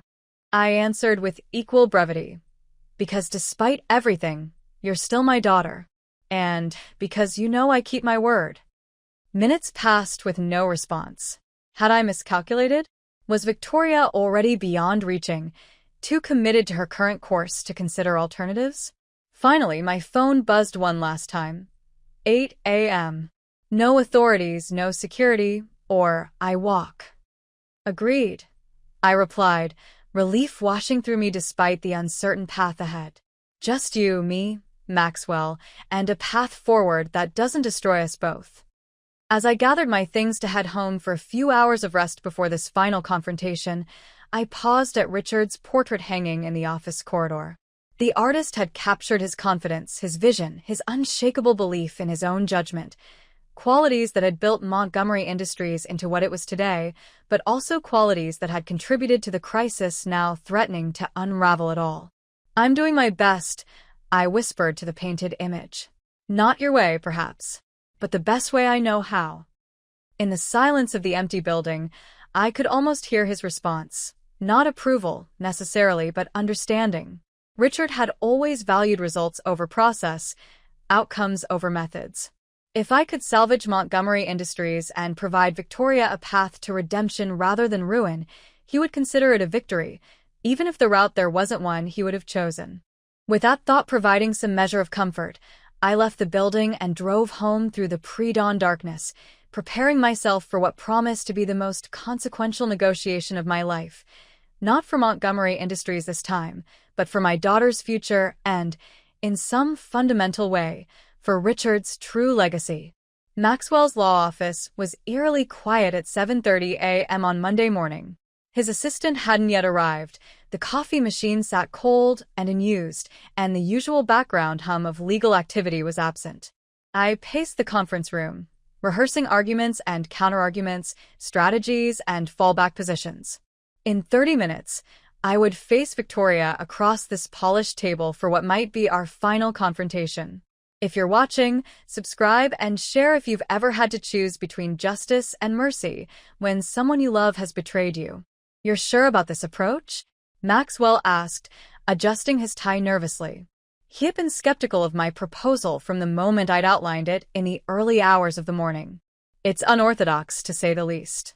Unorthodox situations call for unorthodox solutions, I replied, pausing at the window to look out at the city coming to life below. The traditional approach, federal authorities, criminal charges, public scandal, destroys too much of what Richard built. There has to be a better way. And if Victoria refuses your terms?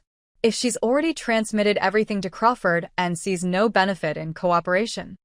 It was the question that had kept me awake through what remained of the night. Then we proceed with the original plan. Federal authorities, full disclosure, whatever consequences follow. But I have to try this first, Maxwell. I have to give her one last chance. Maxwell nodded, not entirely convinced, but understanding my need to explore every possible alternative before taking steps that would irrevocably alter Victoria's life and the company's future. At precisely 8 a.m., The conference room door opened, and Victoria entered, alone, as agreed. She wore a tailored navy suit that reminded me painfully of Richard, her hair pulled back in a severe style that emphasized the sharp angles of her face. She looked tired but focused, her expression betraying nothing of her thoughts or emotions. "Mother, Maxwell." She nodded curtly, taking a seat across from us. "Let's not waste time. You've seen the documents I sent. You understand the implications if you proceed with federal charges regarding Prometheus. Vedo I acknowledge.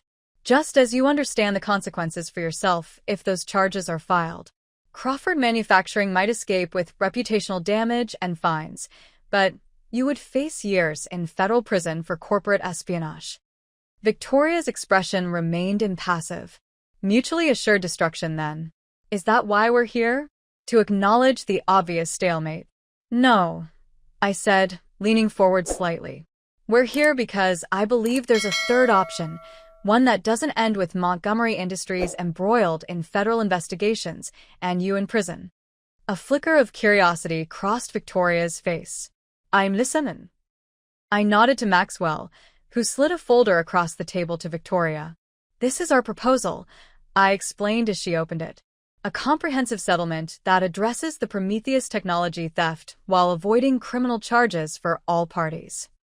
Victoria skimmed the document, her eyebrows rising slightly as she absorbed the key points. "Let me make sure I understand this correctly," she said finally. "I return all Prometheus data, sign comprehensive non-disclosure and non-compete agreements, and sever all ties with Crawford Manufacturing. In exchange, Montgomery Industries refrains from pursuing criminal charges or civil damages." "That's the foundation, yes," I confirmed. "And what do I get out of this besides avoiding prison?" Victoria asked, her tone skeptical but not dismissive. "You're asking me to burn bridges with Crawford, restrict my future employment options, and walk away with nothing." "Not nothing," I corrected her, reaching for the second folder Maxwell had prepared. "Turn to page 12 of the settlement agreement." Victoria flipped to the indicated page, her eyes narrowing as she read. "A new subsidiary? Focused on advanced applications of Montgomery Industries' secondary technologies? With me as CEO?" She looked up sharply. "Is this some kind of joke?" "No joke," I said steadily. Montgomery Advanced Solutions would be a legitimate subsidiary with real funding, real autonomy, and real potential. Not Prometheus, that remains with the parent company, but access to other technologies in our portfolio that have promising applications but haven't been prioritized. Victoria studied me with open suspicion. "Why would you offer this? After everything that's happened?" "Because destroying you serves no one. Not the company, not our employees, not Richard's legacy." I met her gaze directly. "And because, despite everything, you're still my daughter and still Richard's daughter. You have the Montgomery vision and drive, Victoria. It should be channeled, not wasted." "And the catch?" Victoria asked, still skeptical. "There's always a catch." "Several, actually," I acknowledged. "The subsidiary would have an independent board overseeing major decisions, a board that includes me, Maxwell, and 3 other Montgomery Industries executives. Your compensation would be heavily weighted toward long-term performance. And most importantly, you would undergo biannual security and compliance audits to ensure complete transparency in all operations." "Supervised liberation," Victoria summarized with a hint of bitterness. "A gilded cage." "Initial guardrails," I corrected. "Prove yourself trustworthy over time, and those restrictions can evolve." Victoria leaned back in her chair, her expression thoughtful as she considered the proposal. "And what about the documents I sent you? The Singapore deal, the Westlake settlement, the tax structures?" "We addressed them internally," I replied. "Review all similar arrangements, implement stronger ethical guidelines, make changes where necessary. But we do it carefully, strategically, without triggering the kind of sweeping investigation that would damage thousands of innocent employees." "So, you admit these practices were questionable?" Victoria pressed. "I admit that Richard sometimes operated in gray areas that I wasn't fully aware of," I said carefully. areas that need review and potentially correction, but not through the blunt instrument of federal investigation. Victoria was silent for a long moment, turning the pages of the settlement proposal slowly, her mind clearly working through implications, angles, potential outcomes. I resisted the urge to fill the silence with additional arguments or emotional appeals, giving her space to process the offer on its merits. "I need time to consider this," she said finally, "and to consult my own legal counsel." Of course, I agreed, relieved that she hadn't rejected the proposal outright. "But we need an answer by noon. If we're proceeding with federal authorities, we need to do so today." Victoria nodded, gathering the documents and rising from her chair.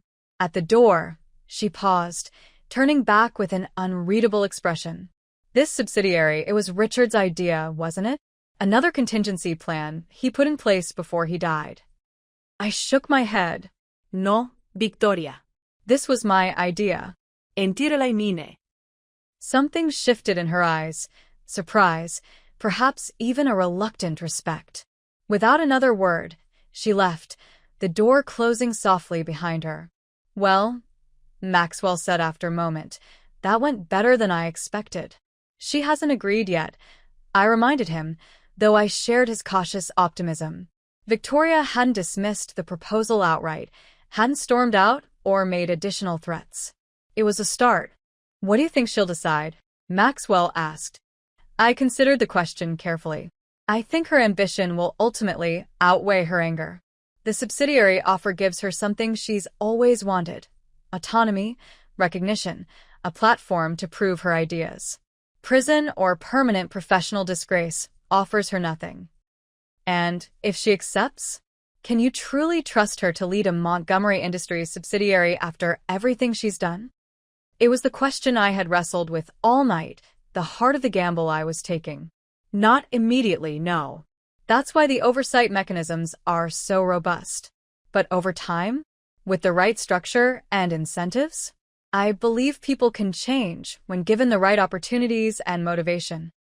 Maxwell looked skeptical but nodded. "For everyone's sake, I hope you're right."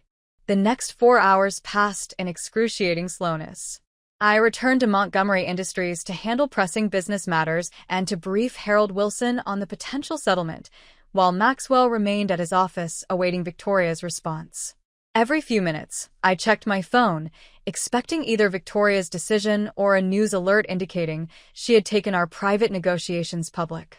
At 11:58 a.m., just as I was preparing to call Maxwell for an update, my phone rang, Victoria's new number. "I've reviewed your proposal with my attorney," she said without preamble when I answered. "We have some modifications to suggest." My heart sank. "What modifications?" "Nothing that changes the fundamental structure," Victoria clarified, perhaps hearing the apprehension in my voice. "Primarily clarifications regarding the subsidiary's intellectual property rights, decision-making autonomy, and performance metrics for the restriction-lifting milestones." Relief washed through me.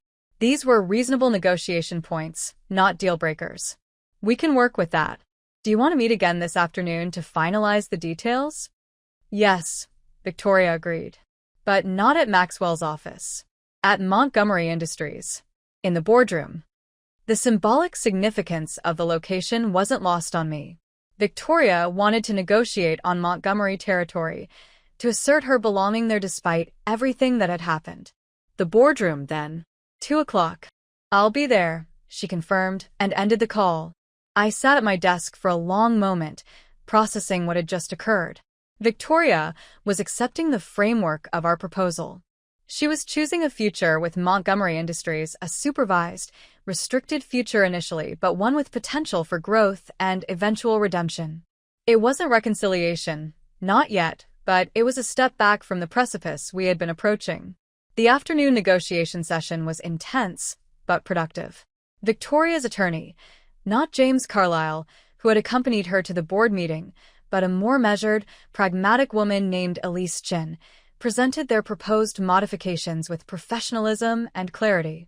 Most were reasonable refinements that protected Victoria's interests without undermining the core safeguards we had insisted upon. By 5 p.m., We had a comprehensive agreement that satisfied all parties. Victoria would return all Prometheus data, provide detailed documentation of what had been shared with Crawford, and sever all ties with our competitor. In exchange, Montgomery Industries would establish Montgomery Advanced Solutions as a subsidiary focused on innovative applications of our secondary technologies, with Victoria as CEO under the oversight mechanisms we had outlined. The mood as we concluded wasn't exactly celebratory, but there was a palpable sense of relief, a collective exhale after weeks of escalating tension and threatened destruction. Victoria and I hadn't magically repaired our relationship, but we had found a path forward that didn't require mutual annihilation. As the attorneys finalized the paperwork and Harold Wilson prepared to brief the rest of the board on our resolution, Victoria approached me by the boardroom windows. "This wasn't how I expected today to end," she admitted, her voice low enough that only I could hear. "Nor I agreed. But I'm glad we found another way." Victoria studied my face, her expression thoughtful. "You surprised me, Mother. I thought you'd choose the company over me without hesitation, just as Dad always did." The observation stung, but there was truth in it I couldn't deny. "Richard loved you, Victoria. But he didn't always know how to show it in ways you could recognize." "And you?" she asked, the question hanging between us, not hostile, but genuinely curious. "I've made my share of mistakes as a mother," I acknowledged. "Putting the company first too often, assuming you understood our choices and priorities, failing to see how much you needed explicit recognition and autonomy. I can't change the past, but I can try to do better moving forward." Victoria nodded slowly, neither accepting nor rejecting my implied olive branch. "Montgomery Advanced Solutions will succeed," she said instead, shifting to more comfortable territory. "The technologies you're granting access to have significant untapped potential." "I know they do," I replied. "That's why I suggested this approach. You have vision, Victoria. And drive. Those qualities should be directed toward building something, not destroying it." A ghost of a smile touched her lips. "Ever the practical problem solver." "It's the Montgomery way," I said, echoing her words from our park bench conversation. As Victoria turned to rejoin her attorney, I caught a glimpse of something in her eyes, not warmth, exactly, but perhaps the faintest thawing of the ice that had defined our interaction since Richard's funeral. It was a beginning, however tenuous. The following weeks were a whirlwind of activity as we implemented our agreement. Security teams verified the return and destruction of all Prometheus data. Legal teams formalized the creation of Montgomery Advanced Solutions. The board approved the final structure with only minor reservations. And Victoria began the process of building her team and developing initial project proposals for the new subsidiary. We maintained a careful professional distance during this period, our interactions limited to necessary business matters. The wounds were still too fresh, the betrayals too recent for anything more. But there were small signs of change. Victoria occasionally asking my opinion on a potential hire, me sharing relevant market intelligence I thought might interest her, brief moments of connection amid the formal separation. 1 month after our agreement, I held a company-wide town hall to officially announce the creation of Montgomery Advanced Solutions and to introduce Victoria as its CEO. The carefully crafted narrative positioned the new subsidiary as a strategic expansion rather than a resolution to a crisis, emphasizing Victoria's expertise and vision while acknowledging the oversight mechanisms as standard corporate governance. As Victoria took the stage to outline her initial focus areas, I watched the assembled employees, their expressions ranging from curiosity to skepticism to cautious optimism. They didn't know the full story behind this new venture, didn't understand the complex mixture of justice, mercy, pragmatism, and hope that had shaped our decision. They saw only what we presented, a logical business expansion, a new opportunity for innovation, a Montgomery leading the way forward. Victoria spoke with confidence and clarity, her presentation polished yet passionate. Watching her, I could see echoes of Richard, the commanding presence, the strategic thinking, the ability to paint a compelling vision of the future. But there was something uniquely hers as well, a more collaborative approach, an emphasis on diverse perspectives, a willingness to acknowledge challenges directly rather than glossing over them with charismatic certainty. When she finished, the applause was genuine, if not overwhelming. She had earned their attention, if not yet their trust. The rest would come with time and results. As the event concluded and the crowd dispersed, Victoria approached me near the podium.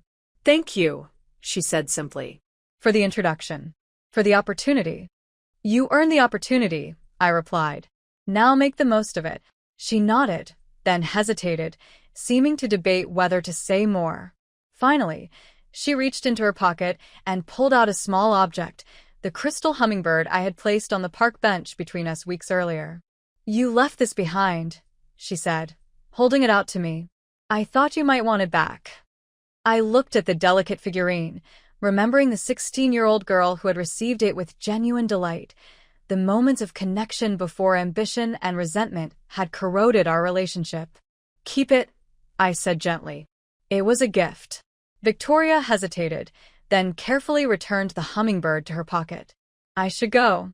My team is waiting for a debrief. Of course. As she turned to leave, I added, Victoria, your father would be proud of what you're building.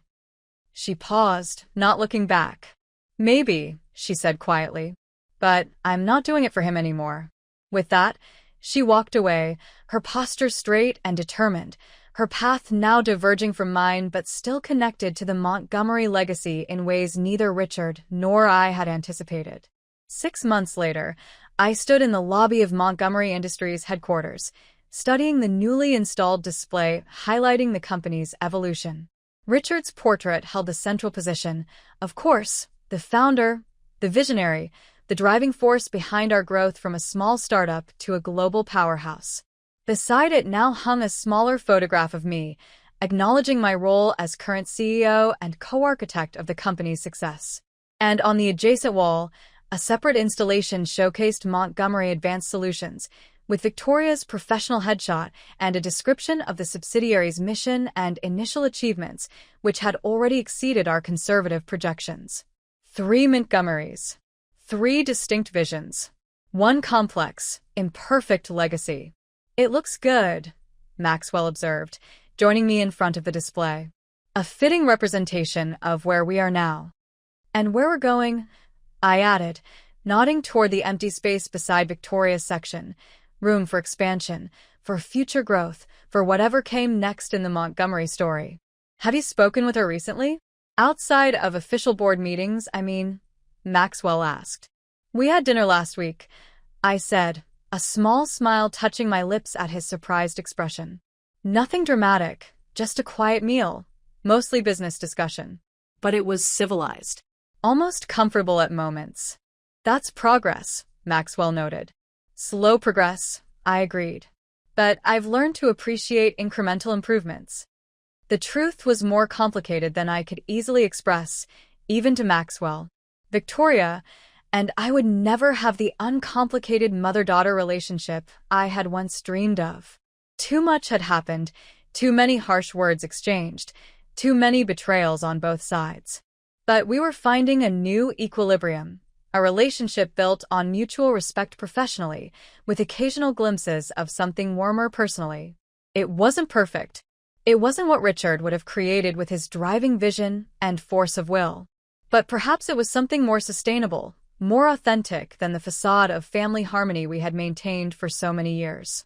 As I turned away from the display and headed toward the elevator to my office, my phone buzzed with a text from Victoria. Quarterly reports exceed projections by 17%.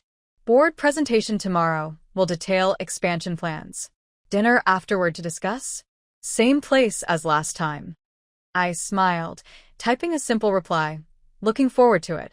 The elevator doors opened, and I stepped inside, my reflection in the polished metal door showing a woman I was still getting to know, not Richard Montgomery's wife, not Victoria's mother, but Eleanor Montgomery in her own right. I saw. Strategist. Survivor. Richard had seen this version of me before I could see it myself. In his final journal entry, he had written words that had become my touchstone during the long, difficult months since his death. Eleanor will face challenges I cannot predict and cannot shield her from. But she has always been stronger than she knows, wiser than she believes, and more capable than anyone, including our daughter, gives her credit for. My greatest comfort in leaving is knowing that she will not merely survive, but thrive, finding her own path forward that honors what we built together while shaping it into something uniquely hers. As the elevator ascended toward the executive floor, my floor, I silently thanked Richard for his faith, for his vision, for the legacy he had entrusted to me. A legacy I had protected, not by clinging rigidly to his methods or decisions, but by adapting them to new challenges with the same core values of determination, pragmatism, and ultimately, family. The whispered thread at his funeral, "You're nothing without him," had proved to be Victoria's most fundamental miscalculation. I had never been nothing, and in losing Richard, I had not lost myself, but rather discovered strengths I hadn't known I possessed.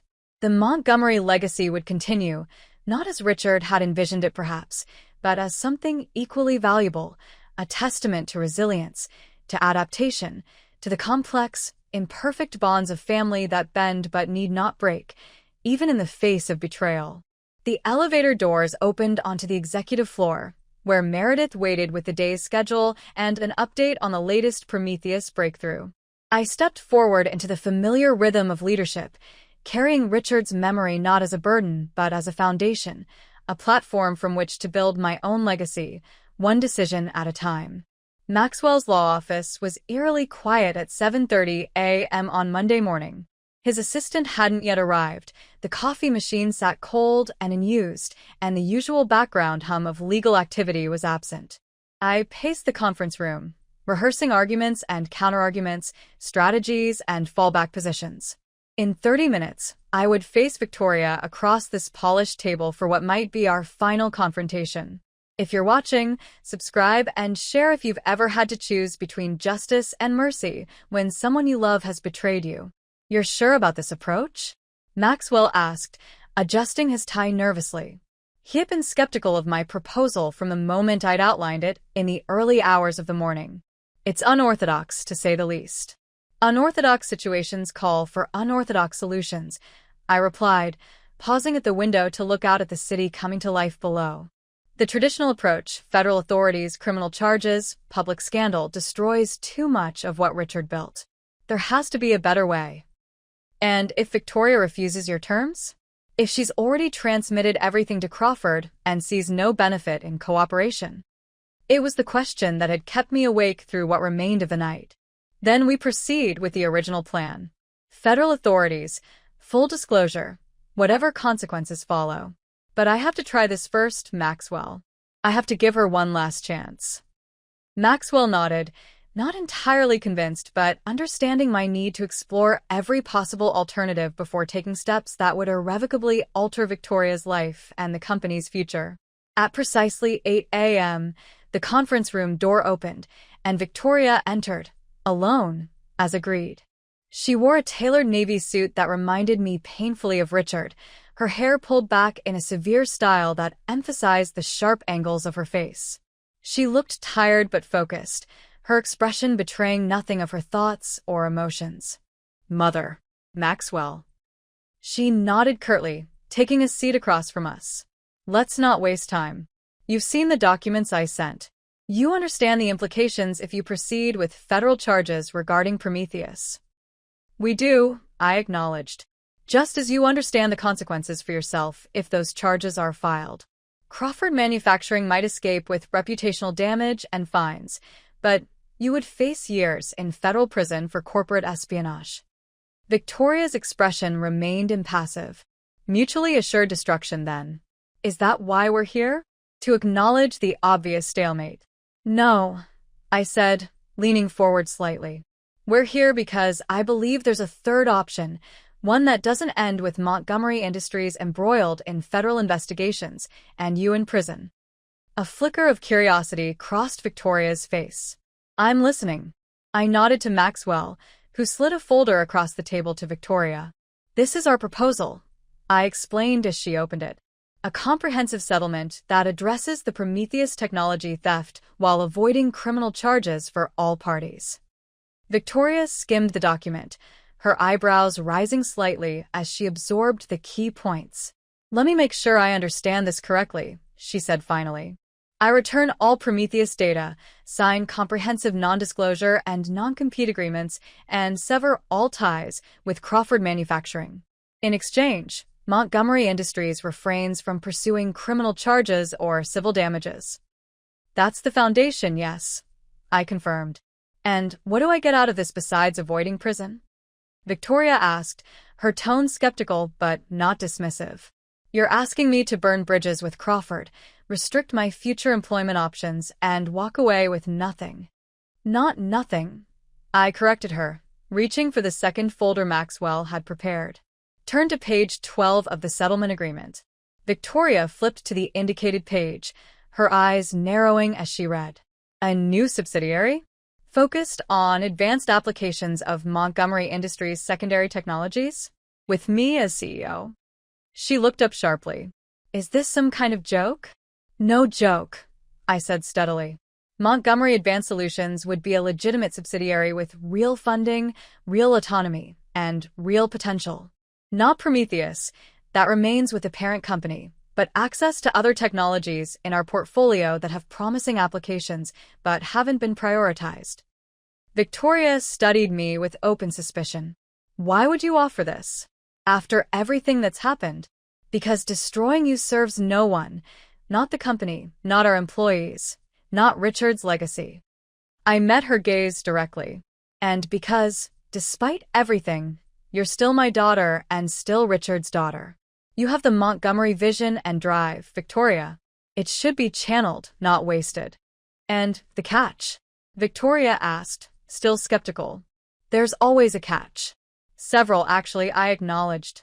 "The subsidiary would have an independent board overseeing major decisions, a board that includes me, Maxwell, and 3 other Montgomery Industries executives. Your compensation would be heavily weighted toward long-term performance.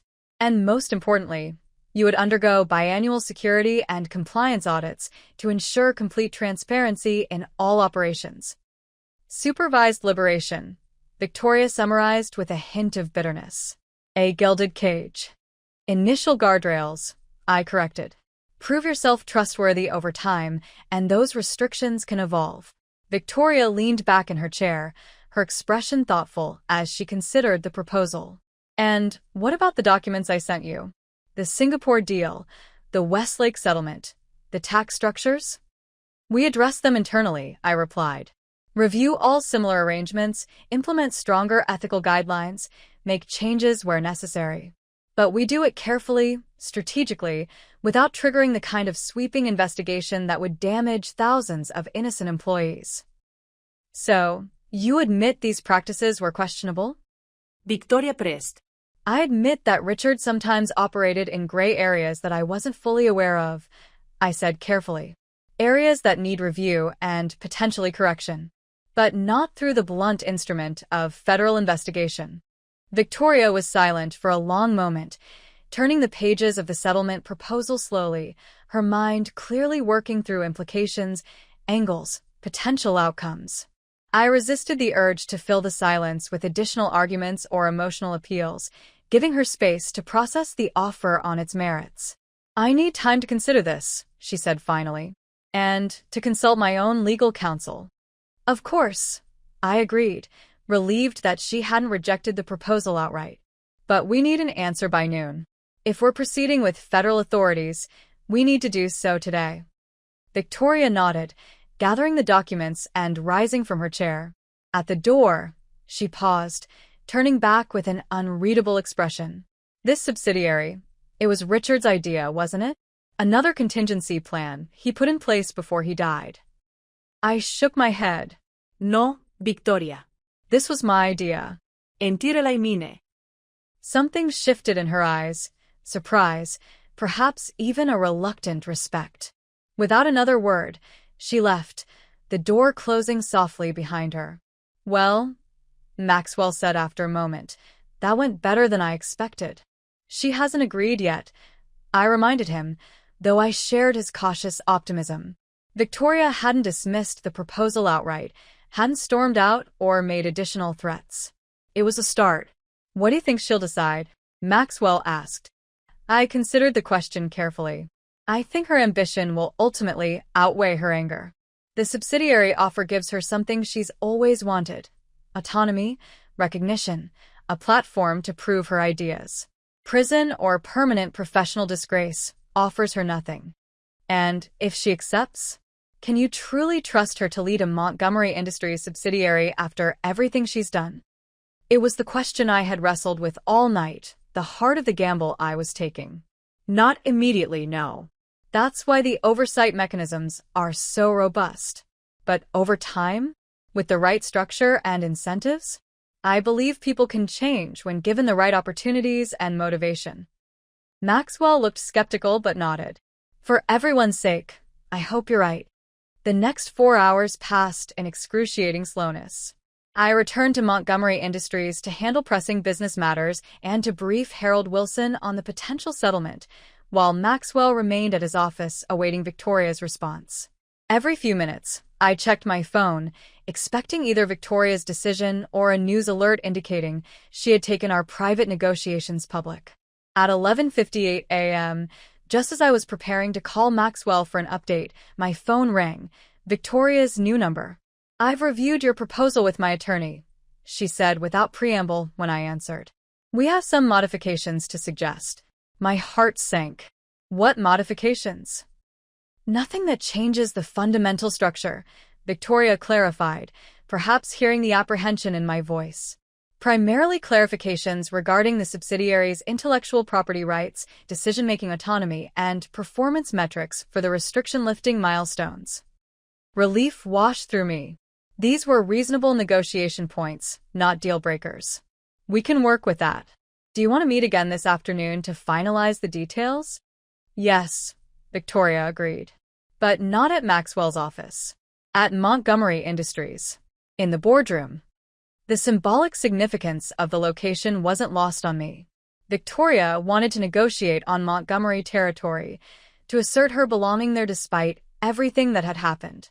The boardroom, then. 2 o'clock. I'll be there, she confirmed, and ended the call. I sat at my desk for a long moment, processing what had just occurred. Victoria was accepting the framework of our proposal.